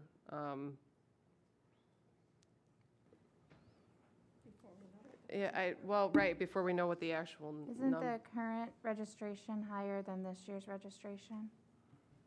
This year's It's class- at 126, and 123 is the... Right, so my point is that we are increasing sizes in classes, no matter what, even as we get more kindergartners. We're increasing class sizes. Already classes are struggling. So that's my concern. Well, but the classes are struggling for a different, but Well, the classes are struggling for a different adding 3 more kids reason. to each class, I don't think. But I understand, but I mean, in some ways, like, and this is not meant in a rude way, but like, if you have fewer classes, you need fewer assistants to man those classes. And I'm not saying that that's the solution, because I don't think it is, and I firmly don't think it is. But what I'm trying to say is that if we are going to adjust this anyhow, based on the needs of what we're going to be looking at anyhow, I don't see having, I don't see how having a position that is currently not, I don't want to say not needed, but currently not part of the plan moving forward to add that. And yes, I mean, yes, that's an option. Can I walk back my suggestion then? And, I think that with this conversation, with the administration, understanding the situation, that I think, at least I'm going to trust the administration with this guidance is going to make sure that we don't repeat the problems from last year, and know that, what we're proving here, that there's, of course, latitude to make it, to right size it and make sure we're appropriately staffed. I mean, we could vote this down, and then they could present a new staffing plan next month. And I it don't want to hold up the hiring of the positions, but I just wish the spreadsheet didn't read that we're planning on having class sizes of 20 kindergartners in a class. That's what the spreadsheet, so I don't mean to be particular about it, but this is what we're voting, this document. I love all the other stuff. It's just this for me is. I mean, last year we were planning on 140 and we only got 123, which is why we had such small classes. So this year we're kind of being fiscally responsible, watching what the actual enrollment is, and then bringing the adjustment. Right. And we have somebody that's resigned, so it's not, we don't have to release anybody or do anything like that. So it's just a matter of bringing it back and saying, yes, we think we need it now, or we can't, we're hoping to get the teacher assistants as well and bring that part of the staffing back up. And then if we need to, the next board meeting or the board meeting after is still time to hire another teacher. Yeah, so I was going to say, if you wanted to go through the motion as is, you can vote yes or no. I mean, also in the future, we have some other sections that we are watching. So we will be, most likely, we could be bringing extra staff back to the board, future board meetings. So this does flex for the next few months. Yeah, and the way I understand it, we vote yes here, they could come back next month and say, here we want to add 2 sections. Right. Or whatever, that there's a lot of Yes. latitude there, and especially the way we're all in general, in succinct. The main thing on this plan is to allow us to post some of the positions that are vacant and the new positions we've requested here. Any worries about missing like a recruiting window here? No. No? No. Okay. All right. Any other questions or comments? All right, hearing none, Mrs. Johnson, could you please take roll? Okay. I just want to make sure when you say staffing as presented, that includes the assistant principal. Correct. Yes. Okay. Because I look at this as the staffing plan and this was separate. Okay. Okey doke. And could we make sure in the motion that it says approve the staffing plan as including the assistant principal for Prairie Trails? And So also the that's- multilingual teacher. Right, well, do you Yeah. want all of these changes read? No. It's, Just the 2 new positions? yes, so that when you go in and look at the minutes, you have a paper trail Okay. of where the assistant principal was put in. Okay, and the multilingual teacher. Yes. Okay. Mr. Fiorito did make the motion, so he has to approve that amended before moving forward. I approve it. Okay. Freeland? I approve. Thank you, Patty. Okay. Go ahead. Ready? Yep. Okay. Fistover, No. Ronstadt, Yes. I vote yes. Camardo, Yes. Friedland, Yes. Grimpy, Yes. and Fiorito. Yes. Motion carries. Okay, next up is the Prairie Trail School update on performance maintenance and challenges. This is just an information item.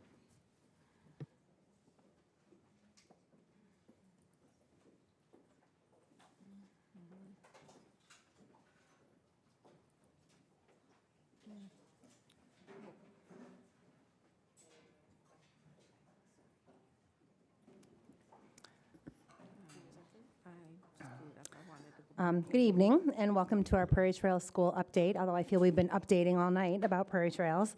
I'm Amy Vatesman, along with Dr. Lyndall Schuster and Dan Whistler. Tonight, we're going to be talking about innovation and partnerships that we've built from the mere concept of Prairie Trails to a fully functioning pre-KK center here in District 26. So as you'll see, Ben actually put together just a quick 60-minute clip of Prairie Trails. 60-second clip. You don't want to be here all night, right? You'll be able to see some of the ways that we partner in our community, some of our innovations at work. Keep an eye as you kind of watch it. So there's partnerships with our PTC that we've built, things that happen on our playground, our STEM programming, middle schoolers coming over to Prairie Trails, community partnerships with our police department, our fire department in Mount Prospect, and also our world-famous chipmunk. So.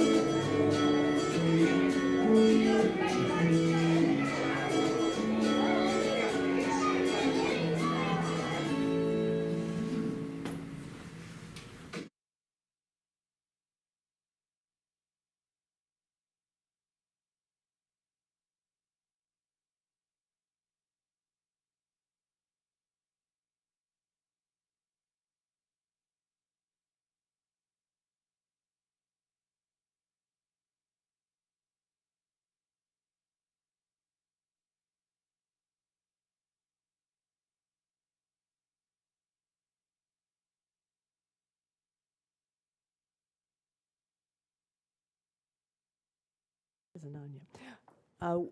Tonight, we are going to go, this is basically the agenda. We'll start with the goals of the project, talk about some lessons we've learned both from the construction and from the educational end, and then we'll end with some celebrations.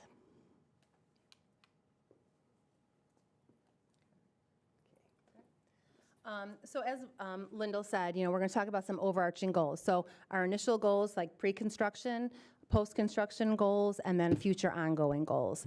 As you know, our building was built in 1966, and it was definitely in need of some major overhaul with our infrastructure.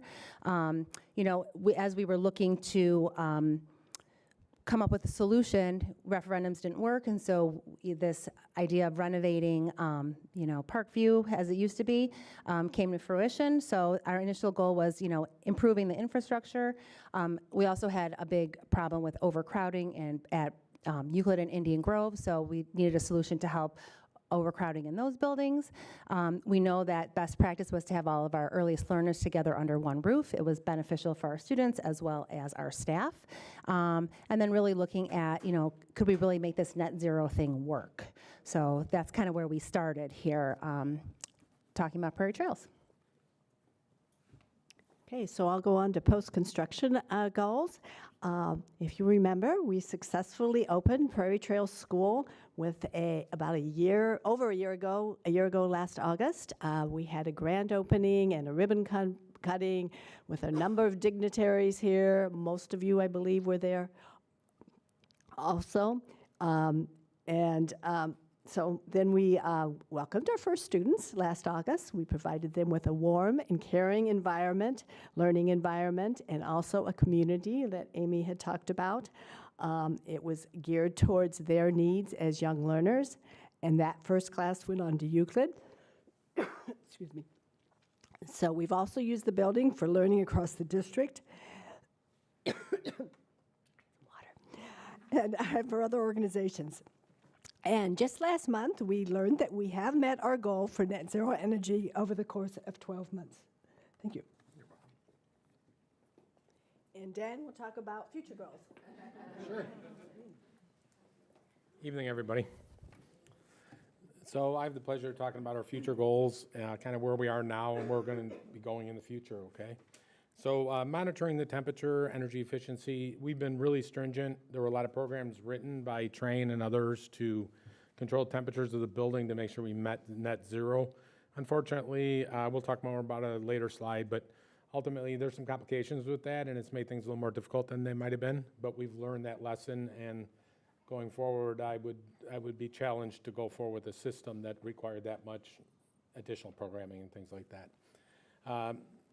Lessons learned from infrastructure. There's a bunch of slides that follow, so I won't talk too long, but there's issues about roofing, there's issues about the envelope, there's some other things that have happened that we've learned from, and we'll discuss that in a little more detail in a minute, okay? Using and highlighting the building in multiple ways.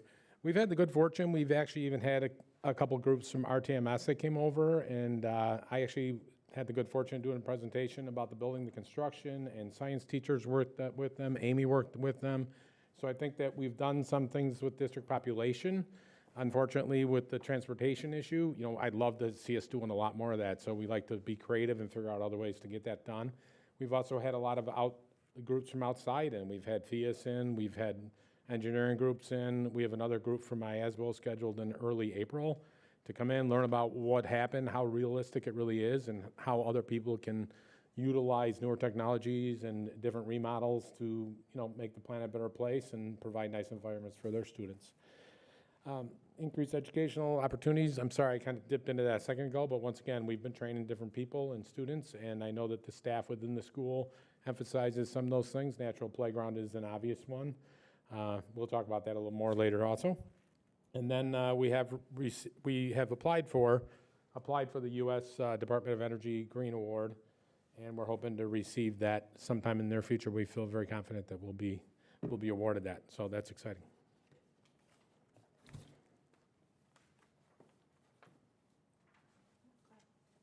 Okay, so I don't know, do any of you remember this building?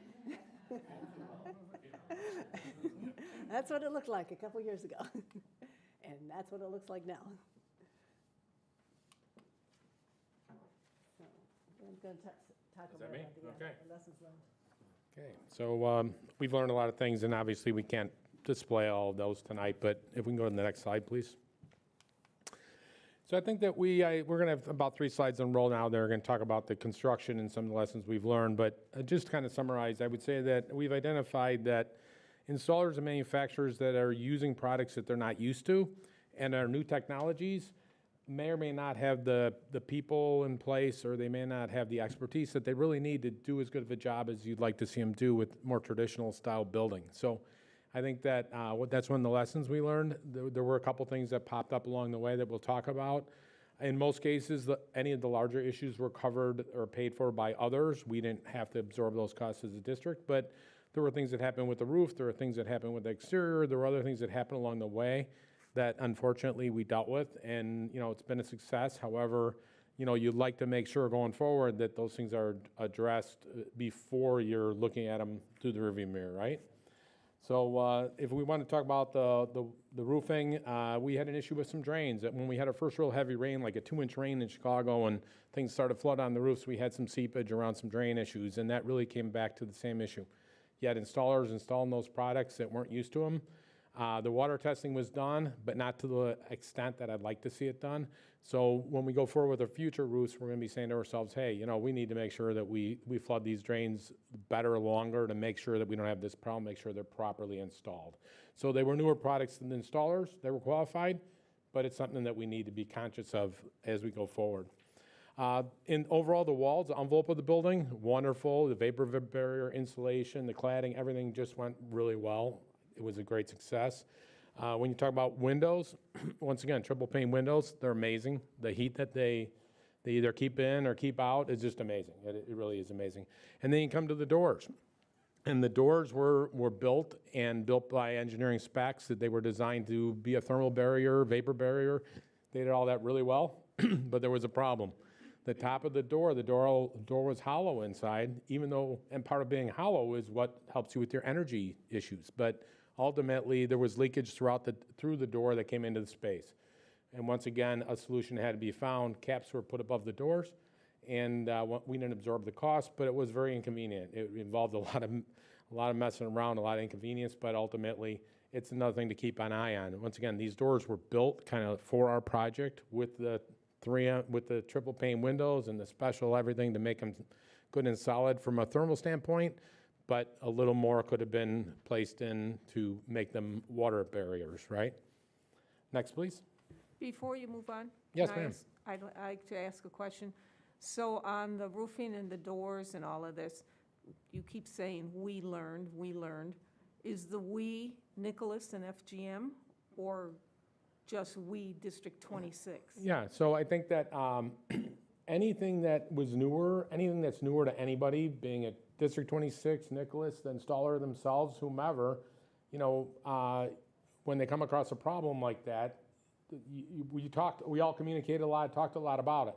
So then solutions were looked for, vendors came in, manufacturers came in, and I think we all learned things, if that's the right answer. Okay. Yeah. Okay. Yeah.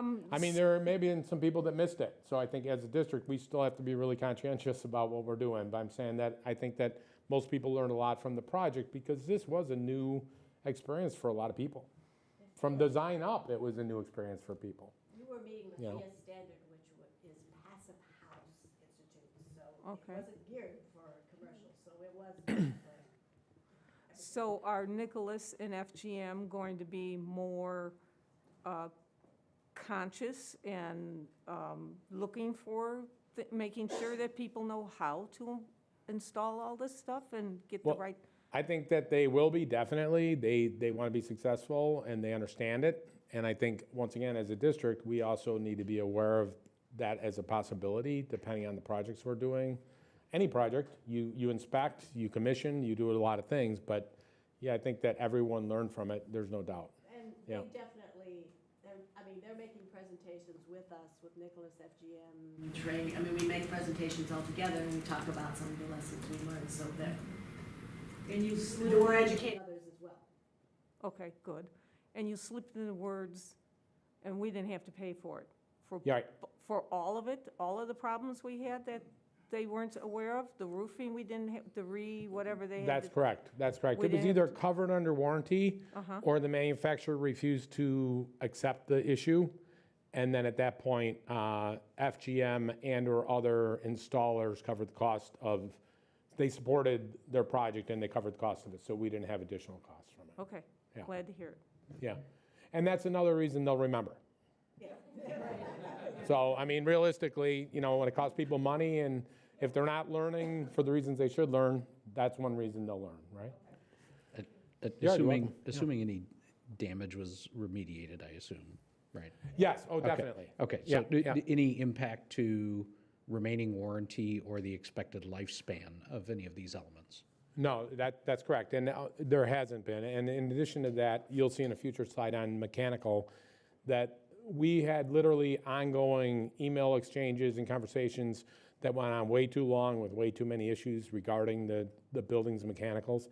And they extended, after a few meetings that we had, they extended our warranty an additional 12 months on everything factory warranty. So we're getting close to that winding down, but ultimately, once again, I think they learned a lesson, and I also think I give them credit for supporting that, I mean, it was important they did it for everyone's relationships, but I'm just saying I'm glad that they did it. So, any other questions on this slide? Okay. Oh, I'm sorry, I didn't know you moved that. I apologize. Okay.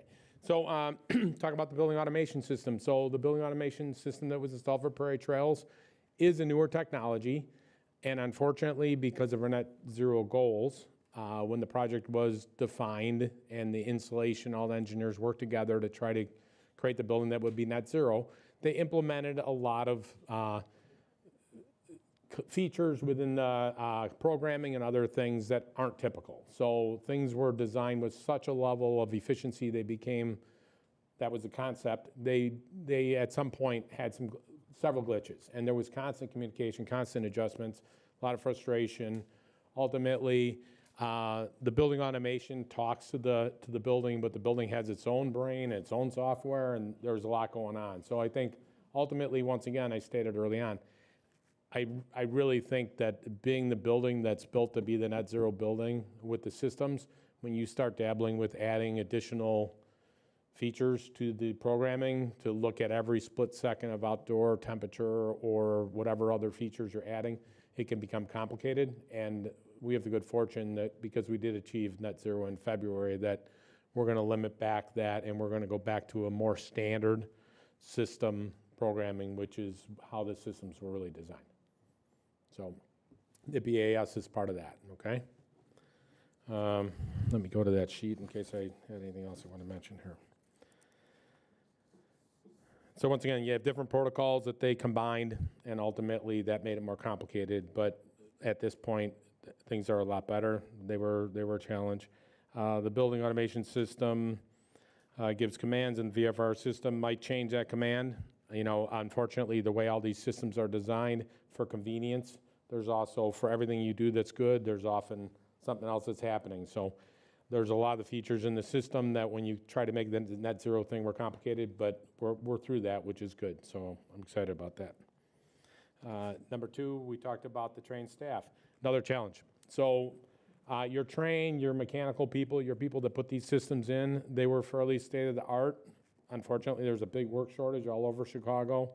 If 20% of your staff is trained in working on the HVAC DOAS systems and the other 80% are great mechanics, and all of a sudden you lose, 30, 40% of them on any given week or any given day, it's harder to get people to come in to help. So we did struggle, because of the technologies, we did struggle with repair and because of COVID, getting people to get things done as quickly as I would like to see them done.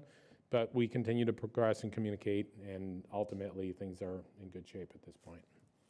The importance of communication, yeah, we all know that. So like I say, there was not a day that we weren't communicating and trying to either problem solve or come up with a better way to do something to try to make the building as comfortable as we could and once again, achieve our energy goal.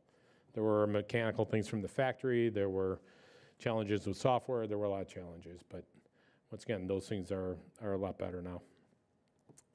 The last one, strong partnership. So the different parties, you mentioned Nicholas, you mentioned FGM, you mentioned other people, mechanical contractors, other people. We really had to work together very strongly to try to get things done. We had to question each other. If things weren't going the right way, you have to keep asking why, and you have to look for solutions, and that's how the project went. Next slide. Interior components. So we talk about plumbing first. Overall, the plumbing piece, officially plumbing, we all think of pipes, right? But, that piece, that pretty much went well other than the roof drain issue, okay?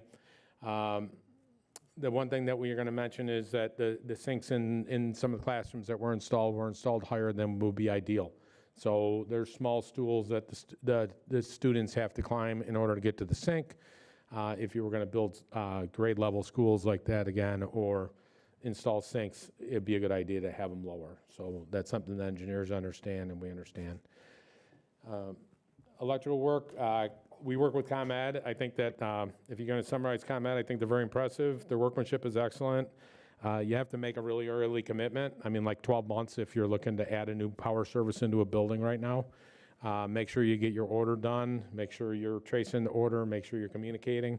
Ultimately, they'll show up and they'll do amazing things, and they did a great job. But ComEd is a piece you got to keep an eye on when you're working on any project to make sure your lead time's out there really far so you can be sure that you can get the job done. And then from an operating standpoint, control options. So originally, like I mentioned, a lot of the controls that were installed and a lot of the special little programs that were written were all overriding other things, and they made things much more complex, made the operation of the building much more complex than you'd like to see it. So at this point, once again, because we reached the 12 months of net zero, we're loosening the reins on that, and we're going to go to more of a standardized programming for the buildings, which will still save a ton of money. but we won't have conflicting softwares and things that I think definitely caused us some problems. Yep. Before you go on, I have a couple questions. Yes, ma'am. On the plumbing, Yeah. I cannot believe what you're telling me about the sinks being at the wrong height. FGM was the design guy when we did the kindergartens, when we put in the new kindergarten rooms over in Euclid and Indian Grove. And we purposely went in there and made sure that they were at the right level for little kids. How could they get this wrong? I'm serious. Yeah, that's a valid question. Yep. I think some of it, I remember having conversations talking about the sinks had to be ADA compatible as well, so they had to be a certain height for that reason. We can look into that further and report that to you. I do know that they are ADA because what they did is they built a cabinet, and the lower structure in the cabinet that would be in a typical cabinet, if you open a kitchen cabinet or a sink cabinet or any cabinet, you would have a lower structure down below and cross bracing. And the statement was made at some point at install that in order for a handicapped person to use that sink, you would open the doors and they could pull right in and they could utilize the sink. So Okay. Maybe the ADA piece, and I'm not sure of this, I'm speculating that maybe the ADA piece was what was driving it. Once again, you'd have to say, does that apply to a first through kindergarten, first grade classroom? So Okay, I'd have to but look into you that. would, Yeah. I would think you'd only need one ADA sink, and the rest of them could be lower. Well, there's a lot of rules within ADA that require that anyone that's in need of some type of feature that is beneficial to them, that they're not inconvenienced by utilizing that fixture. So if you had a room of classrooms and each one had a sink, I'm not sure, and I'm not an AD expert, but that may not be, the case, yeah. A quick question, Dan. Did the sink, the note on the sinks also have to do with, we liked the single sinks better than the multiple basins? Is that part of what that was Now, that's a as well? bathroom, that's a bathroom issue. Okay. Yeah. But that was some of the design pieces that Yeah. were liked, And correct? actually, the height of the sink, he's talking about the sinks in the classrooms. Right, was In that the a compo- classrooms only. I'm talking about the classrooms, I'm sorry. Okay, And not the bathrooms. I apologize if I missed. okay. I thought it was in the bathrooms. Yeah, so the sinks in the bathrooms, I'm excited about those. Those are all ceramic individual sinks. And I've only been working with schools for about 20 years, but the multi-purpose sinks that you see everywhere that are trough-style sinks with electric eyes and all that stuff, they're very inconsistent, they're very problematic, they're very hard to like. And I'm really excited. I wasn't here during the planning phase on this job. Remember, I walked in the day the demolition started. So I'm really excited that these are the sinks. They're great sinks. And that's what we're recommending, and that's what we're planning going forward with other district jobs, are individual ceramic sinks. And ideally, you'd have one at a lower level and you'd have several other in the room. Yeah, the kids love them too, I can confirm that. Yeah. Okay. Yeah. And then my other question was regarding the mechanical. Do you have one specific person on your staff that is assigned to Prairie Trails to troubleshoot, or is that you?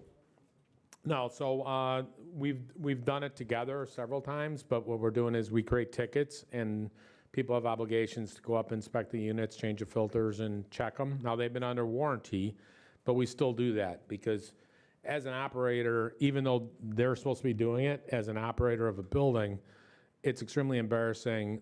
It's wrong, but it's also embarrassing that somebody would come out and say, well, we're up there looking at your unit and this and that. So we keep good track of the units.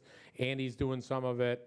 I'm doing some of it, Tom's doing some of it, but we're all keeping track of the units. And we're keeping records of keeping track of them. That's a real critical thing about this whole net zero. This net zero has to be maintained very well in order for it to perform, and it requires maintenance. That's what I'm I've done getting my at. presentation about deferred maintenance. Deferred maintenance isn't a thing. I mean, accounting people like to use it, people that don't have enough money like to use it, but the reality is, you can't do deferred maintenance on a building that's in good shape, that's automated. You have to keep it nice. That's your investment, so you have to keep it nice. Well, that's why I asked the question. Yeah. It's such a complicated building. I would think one person on your team would be assigned to make sure that building is working at all times. Yeah, I mean, no, that's, as for working at all times, it's every day, a couple times a day. You know, like you can look at your phone or look at your computer while you have coffee in the morning. I mean, we're always looking at it, but as for equipment inspection, we're also doing equipment inspection on it. Yeah, and we do not have the software or the technology to do upgrades and intricate looks at the software that runs the units, okay? So we do other things on the units, but we're not in a position where we have a person that does that. Okay. You would literally, I mean, if you were a district that, you know, was 23 schools and you had a ton of them, then you'd start talking about getting somebody that had the software and the laptop and everything to do all that. But as for mechanicals, cleaning, all that type of thing, we're doing it. Okay, got Yeah. it. Thank you. And they're nice, yeah. If I'm hearing you right, Dan, it sounds like it took a fair amount of finagling here to hit the net zero target? Yeah, it was interesting. Actually, one of the unknowns was one of the biggest frustrations to me was that the billing is very complicated. It comes very late. You know, your system had some issues where we were consuming more than we should at certain times, and those were resolved. So I think we very successfully hit it. I think by what, like at least 15 to 20% above it. Yeah, Okay. 20%. So at the finish line, that looked good. But ultimately, It was coming up to it that we didn't know if we would or not, and Okay. you know, it's a lot of money. So. All right, but so one of the things you said, though, is that you're going to maybe strike a little bit less aggressive of a stance going forward now that you know you have a little play there. Yep. So, Yep. okay, that, I just want to make sure that, well, not make sure, I was trying to understand, does that mean we finagled a net zero and then we're going to be outside of that going forward? But it sounds like we'll stay in that target range, but maybe not 20%, but maybe probably more not 20%. If we closer were to to have- net zero, right? It's not net -20, it's net zero. Right. So, So what's interesting about it, all the engineers that give us reports on the different ways you can operate the facility and their recommendations and the programs and everything they've written, unfortunately, none of it is a perfect line, right? So we're deviating from the line, and I think going forward, we're going to learn, as we have been, we're going to learn over the next couple of months how it reacts when we loosen it up a little bit, and then if we ever have to, we can decide that we want to pull back a little bit. But yes, it will consume a little more energy than it has by making it a little more comfortable and getting rid of some of the software challenges. But it's very worthwhile. Okay. And I think that unfortunately, part of it was on our back, but Mitsubishi and Train and others that worked with this project there's probably guys right now that are trying to figure out ways to make this thing all talk better and do better, and it'll improve as time goes on. Okay, thank you. Yeah. Is any other questions for me? Thank you. Yeah, you have one more. Oh. So this is just a slide. Oh, that's your next one's me. Okay, Amy, Okay. you're welcome. You can keep going. No, go, please, please. All right, next I'll slide. talk to myself. Okay. So now that we have our building is built, now we have to make sure it functions as a school inside. And so some of the things we had to do was, educating the staff, kind of what Dan was talking about, the net zero. We needed to make sure our staff was also working in tandem with everything else that was happening exterior, on the exterior. That means, are we keeping our doors open? So we had a plan for when our students leave the building, not keeping the doors open when it's super cold out, so we can kind of maintain a constant temperature within the building. So there are things that we've learned along the way that we need to adjust to make sure that we were still within that net zero range. We had to go ahead and create systems. So we had to really build, it's opening a brand new school, so nothing was already in place. So it's building our lunchroom schedule, our building schedule, our special schedules, our crisis plans, our emergency exits, all that stuff had to be built from the ground up. And from year one, we adjust, we make it better, we make it safer and more efficient in our building. We had a natural playground. So what is that? The kids didn't know how to play in a natural playground. What do you do there? It's very different. And so it was also working with the staff too, like how are we gonna have these kids, use this playground and not bring 8 pounds of sand into our building every single day. And then we also talked about that parking lot structure. Something that we learned too was after the first 2 weeks of school, we're watching these buses kind of make the curve along our bus lane, and it was kind of scary. They were kind of starting to hit the curbs and things like that. So it was kind of going back to the architects, the engineers, like, hey, this bus lane isn't working. So they went back and they readjusted it to make it safe for our buses to exit our building. So lots of things, as we kind of go along, year one, you put your best plans out there, and then you're like, okay, it was good, but now we need to adjust and make it better. Some of the other lessons that we've learned are on our playground. There's a lot of wood. We have a lot of bees in the sand and things like that. So it's every day having our custodial staff out there checking for bees, where there's hives, so our kids are safe out there on the playground. Storage was an issue out on the playground. We had a lot of sand toys and things like that. And so we're still kind of working on some small storage, some large storage out there on our playground to make it more efficient and better for all of our students out there.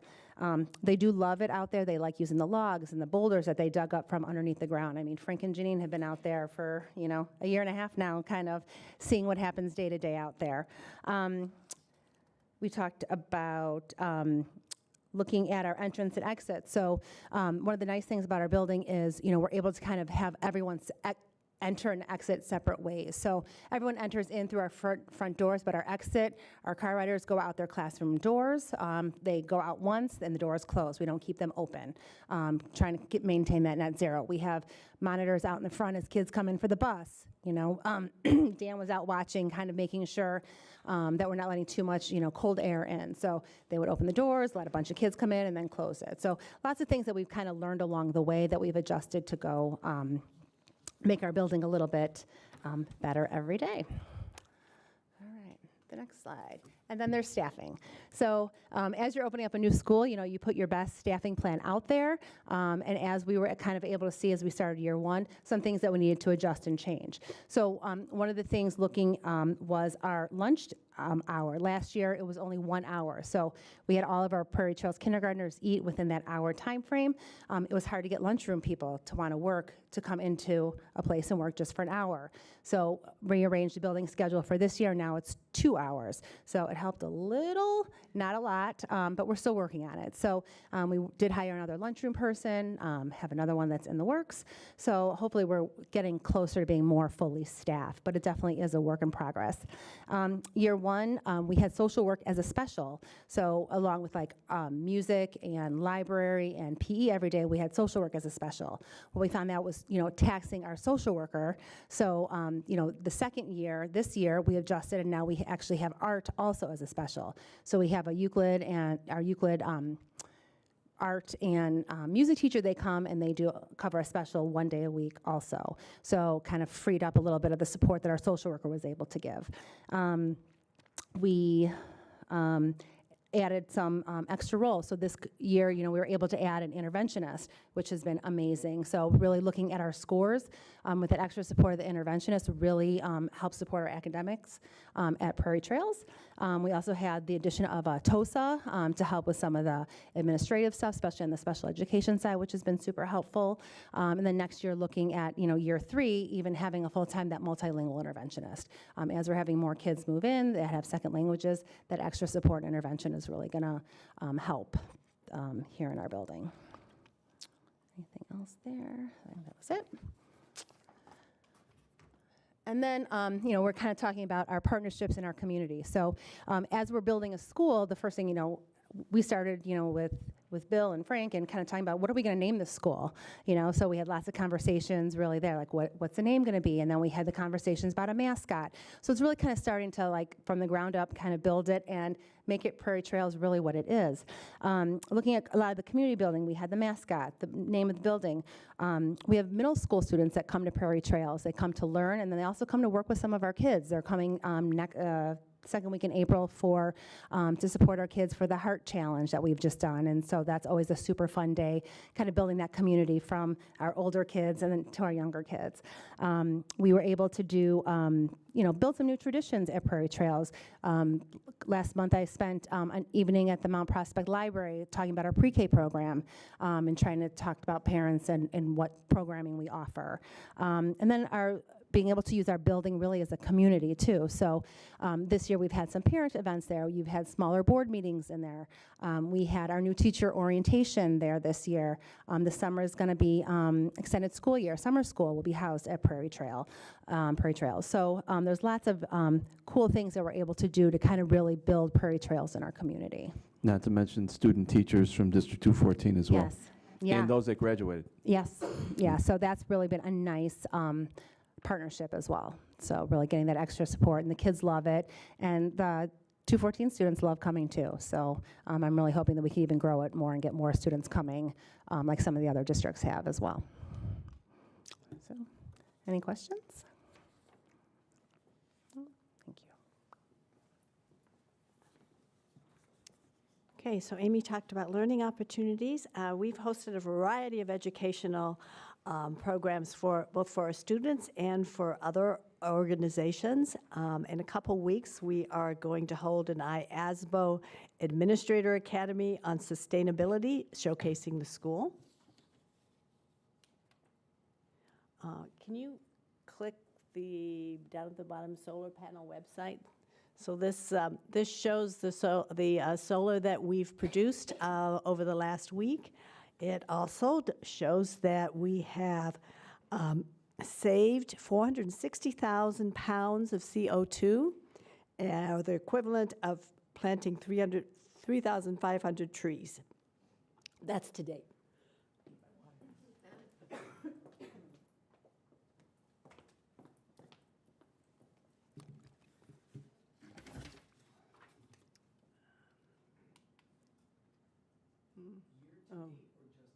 That's year to date. It's equivalent of 3,500 trees year to date. That's a few trees. Are you back in the slide show? There, okay. Yeah. So this graph, it is a bit complicated, but it shows how we met our net zero energy goal over the course of 12 months. That's 12 months there. The green lines are the solar production. The blue lines are the energy we consumed. Down at the bottom, you see, 230,000 kWh, kilowatt hours. That's how much we produced in solar, which is 20% more than the 188,000 kilowatt hours that we consumed. Can I make a quick comment, please? So just a quick comment. If you notice the green area, on a lot of buildings that are like normal natural gas buildings, you won't see this, but the purple you see highlighting in the back, that's energy consumption in summer. And a lot of times, it would be the opposite, right? Energy consumption in the summer and not in the winter, but this is early 2022, and this is early 2023, and this is the summer. So you can see how during the summer, how effective we are with the insulation and envelope of not using a lot of electricity to run that building. We also, it is an all-electric building too, so our heating is also electric as well as our air conditioning. That's why. Too. Oh, that's part of it. So, quick question. Since we are now an energy producer from this building, does Illinois offer that option? I know like California, where you can trade in for credits the energy that you are producing up and beyond what you've used. Does that I don't exist believe in the we. state? I don't believe we can trade up above, beyond what we've used. It's a credit on our bill, so the summer months is a credit, and it goes for a year. And when the year ends, we're done, and we start over again. The other problem with ComEd. So this is like actually coming back to us in terms of yeah, reduced we do in the bill summertime with the energy production. Yeah, yeah, it's a net metering, so we see credits in the summertime, and then the last couple of months we've paid some energy bills. We also, though, have to pay distribution charges and a number of other charges, unfortunately. So if you ever find a good battery program, let me know. Oh, look. Right now, for commercial buildings, they're not as good as I'd like to see. Any other questions on that before I move on? Okay, now the best part, celebrations. So we met our goals to relieve the overcrowding and to provide a better educational environment for our youngest learners. The school is Mount Prospect's first net zero energy facility, and it's the nation's first net zero energy renovated school that meets the FIA standards, which means it consumes 40 to 60% less energy than a normal building. You've heard about a number of awards that we've received from the Department of Energy, from Train. We've also, for the playground, we got an award from the Illinois chapter of Landscape Architects. We've made a lot of presentations and even published a few articles. There was one in the Illinois School Board Journal just this month.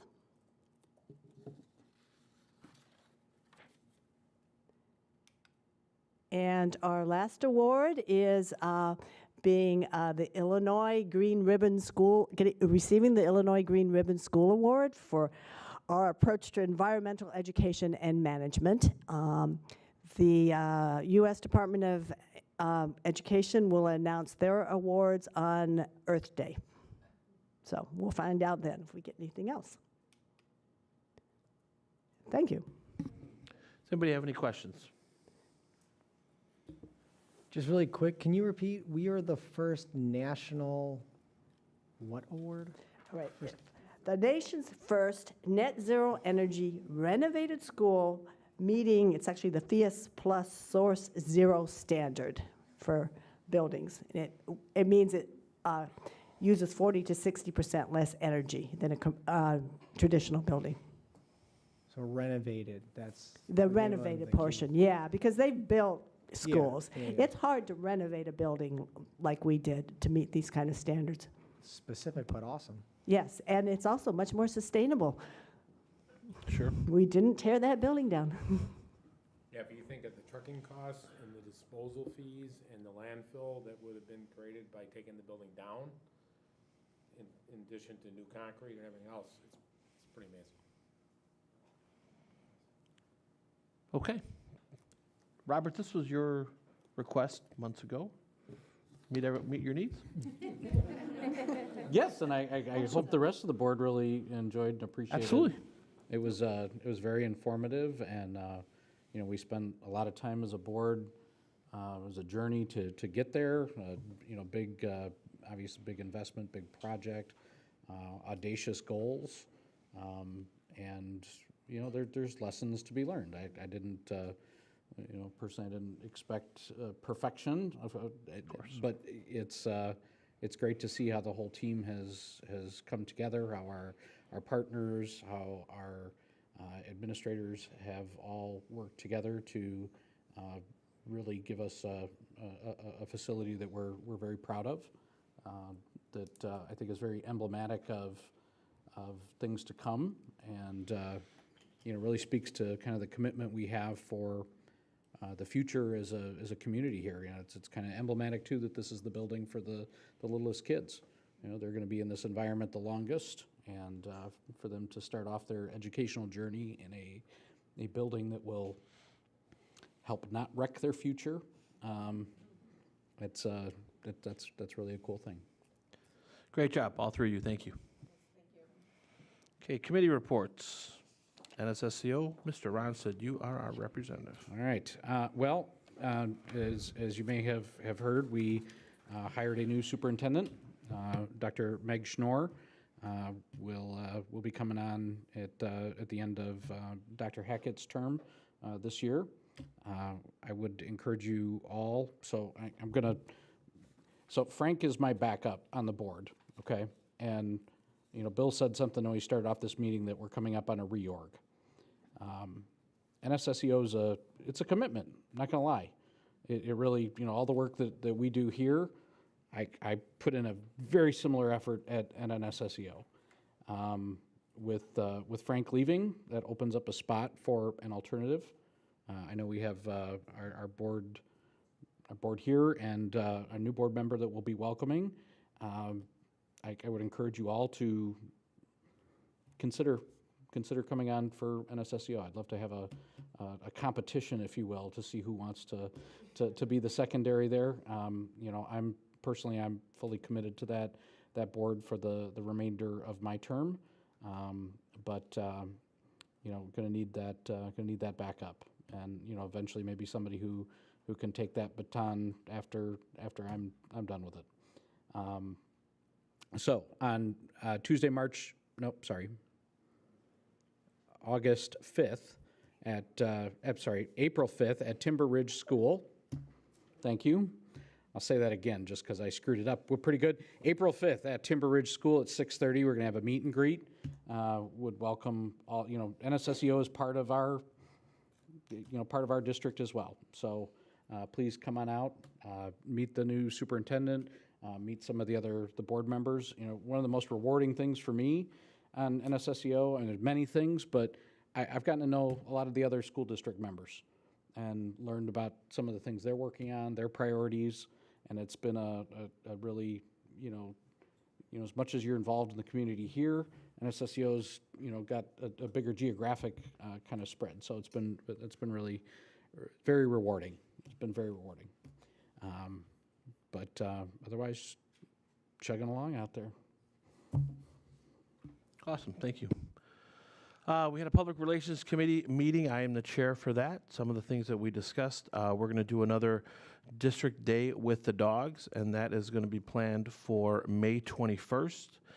And Mr. Finfer will start working with our contact with Chicago Dogs and kind of get those posts put out there. Hopefully, thankfully, we've been growing as far as attendance is concerned every year that we've done it, so hopefully that continues.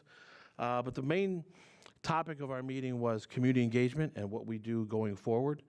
So some of the expectations and opportunities for engagement we kind of outlined.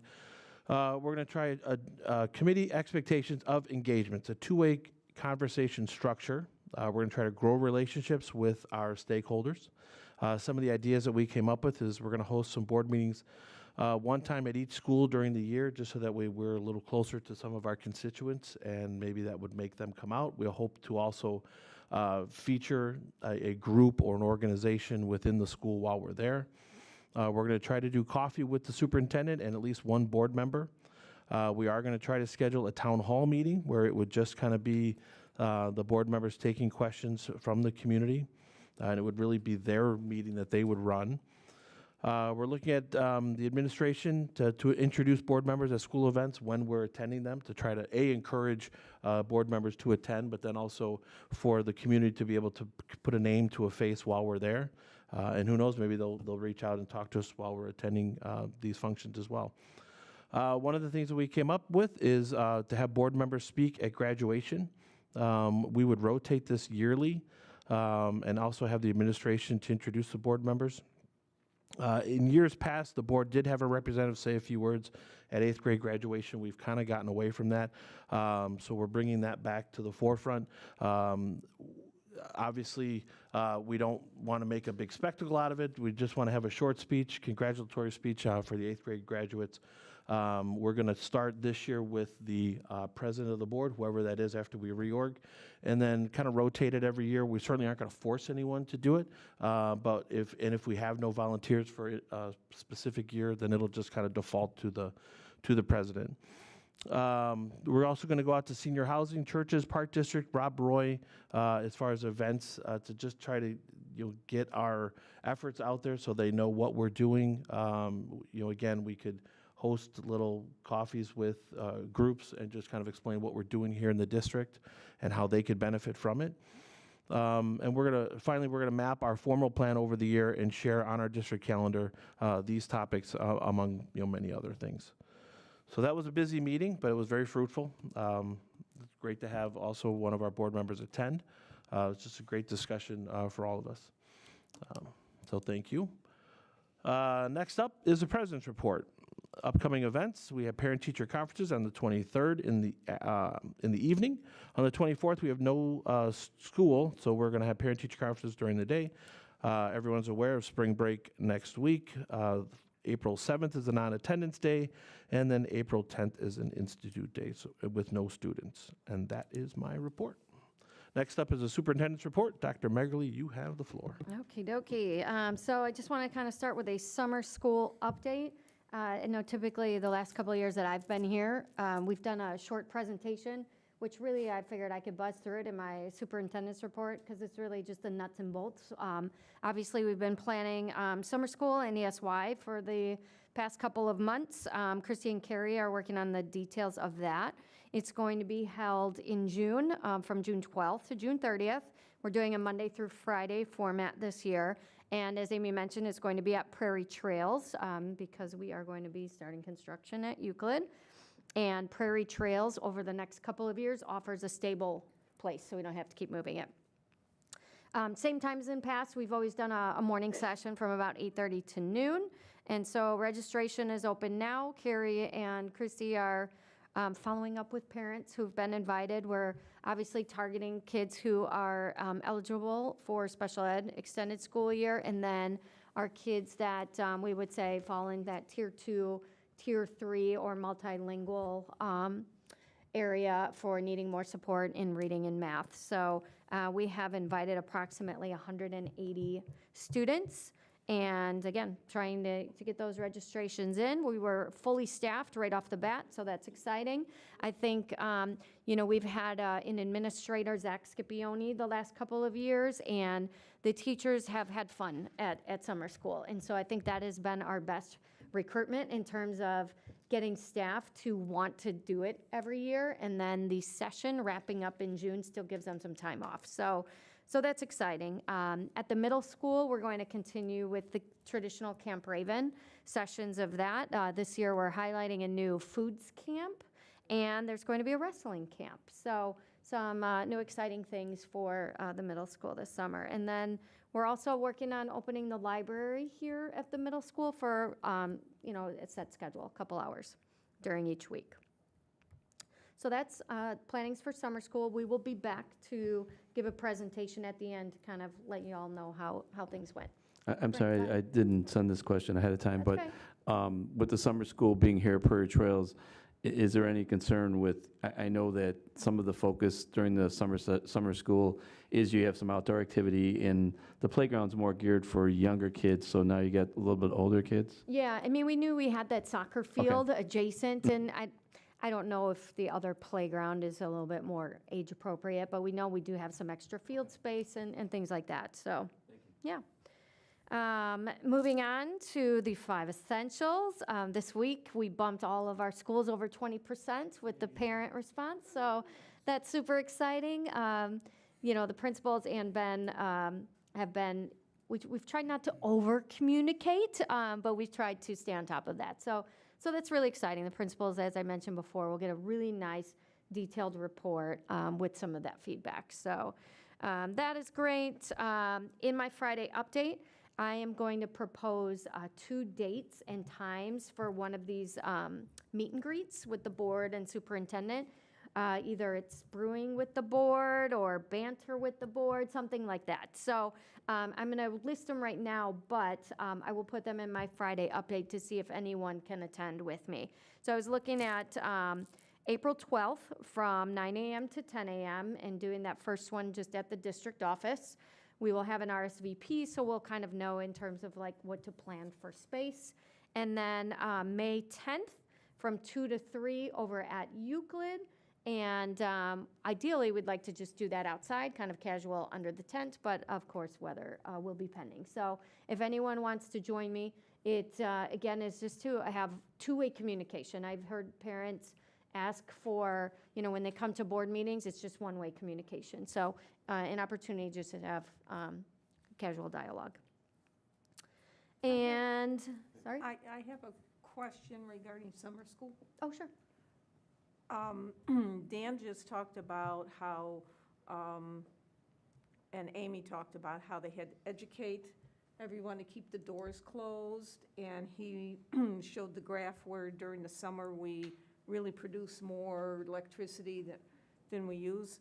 Are we going to have that in mind when we hold summer school educate the staff, keep the doors closed, and see, it would be really interesting to see how much electricity we produce when there's all the people in the building. Yeah, for sure. And then the Park District will have they have run camp the last few hours after our summer school. So yeah, we'll probably see a little bit of a change, but we'll definitely work on that education part. Okay. And Dan's loosening up the reins a little bit too, so. And then you talk about the fields, right now we're clearing along the creek line, a bunch of the dead branches that overhang, the fence has been repaired, so if groups decide to go out beyond the playground into the green space, it's a nice environment to be out there. Yeah, there's a lot of room to run. So it's probably a little late in the evening for this last thought, but just something that I want to wrap up with is really just trying to better figure out and understand like ongoing development. So, one thing that I had been struggling with since last fall is, we had the board training in the fall and it kind of seemed like a one and done, so I'm trying to understand, there's not really opportunity for ongoing reflection or even for us to discuss how things are moving since that training or, changing or anything that you guys want to see differently. And so, I just kind of opened the door and asked Bill to do a debrief meeting after the last board meeting, really just to talk through like things that I noticed, things that I had questions about. I don't want to step on any toes, but should I speak up or, move things along, or is that something you want to do? So anyways, just something that I am really trying to, figure out how we can go about doing better. I know I've spent a lot of time on the front end with my team just trying to create efficiencies. So when we walk in here, we've rehearsed or we know about how much time we're going to spend. So I don't know, just something I wanted to throw out there again. I appreciated having the debrief meeting because I think, we kind of came up with the motion piece. And, not that this is a bad thing, but one thing that I noted last month was you guys thanked Lyndall like 25 times. And Lyndall deserves a lot of thanks, but if we're constantly like, oh, thanks, Lyndall, nice job. And then, oh, yeah, thanks, Lyndall, nice job. I appreciate that. And then she does another presentation. It's like, hey, Lyndall, thank you for your work on that. Again, totally appreciate it, but we don't ever know, you don't really notice these things until you start, seeing them. So anyways, just trying to figure out what is that forum for just getting better at this. And that's my report. Thank you. Okay. Right. Nice job. Anyone else? We had a couple FOIA requests. Thank you, Patty.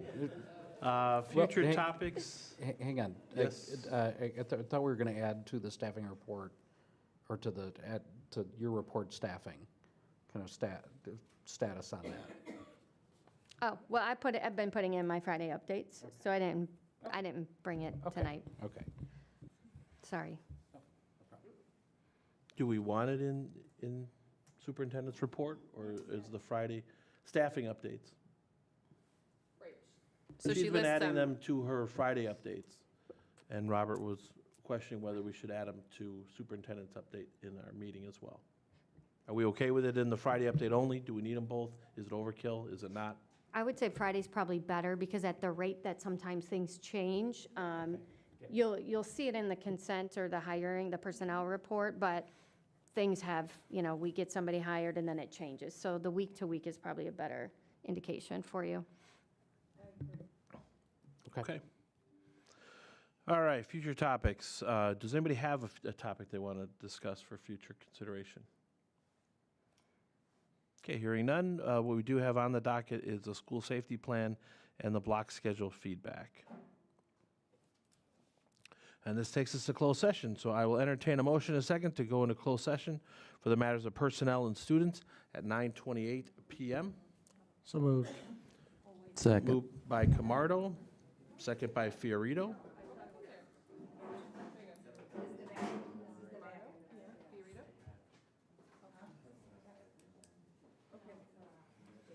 It was Camardo and Fiorito. Okay, ready? I am ready. Okay, Camardo, Yes. Cleveland, Yes. Grimpy, Yes. Fiorito? Yes. I vote yes. Mr. Rook? Yes. Yes. Motion carried. All right, we'll take a 5-minute break. We'll go into closed session around 9:35. Good, let me see if I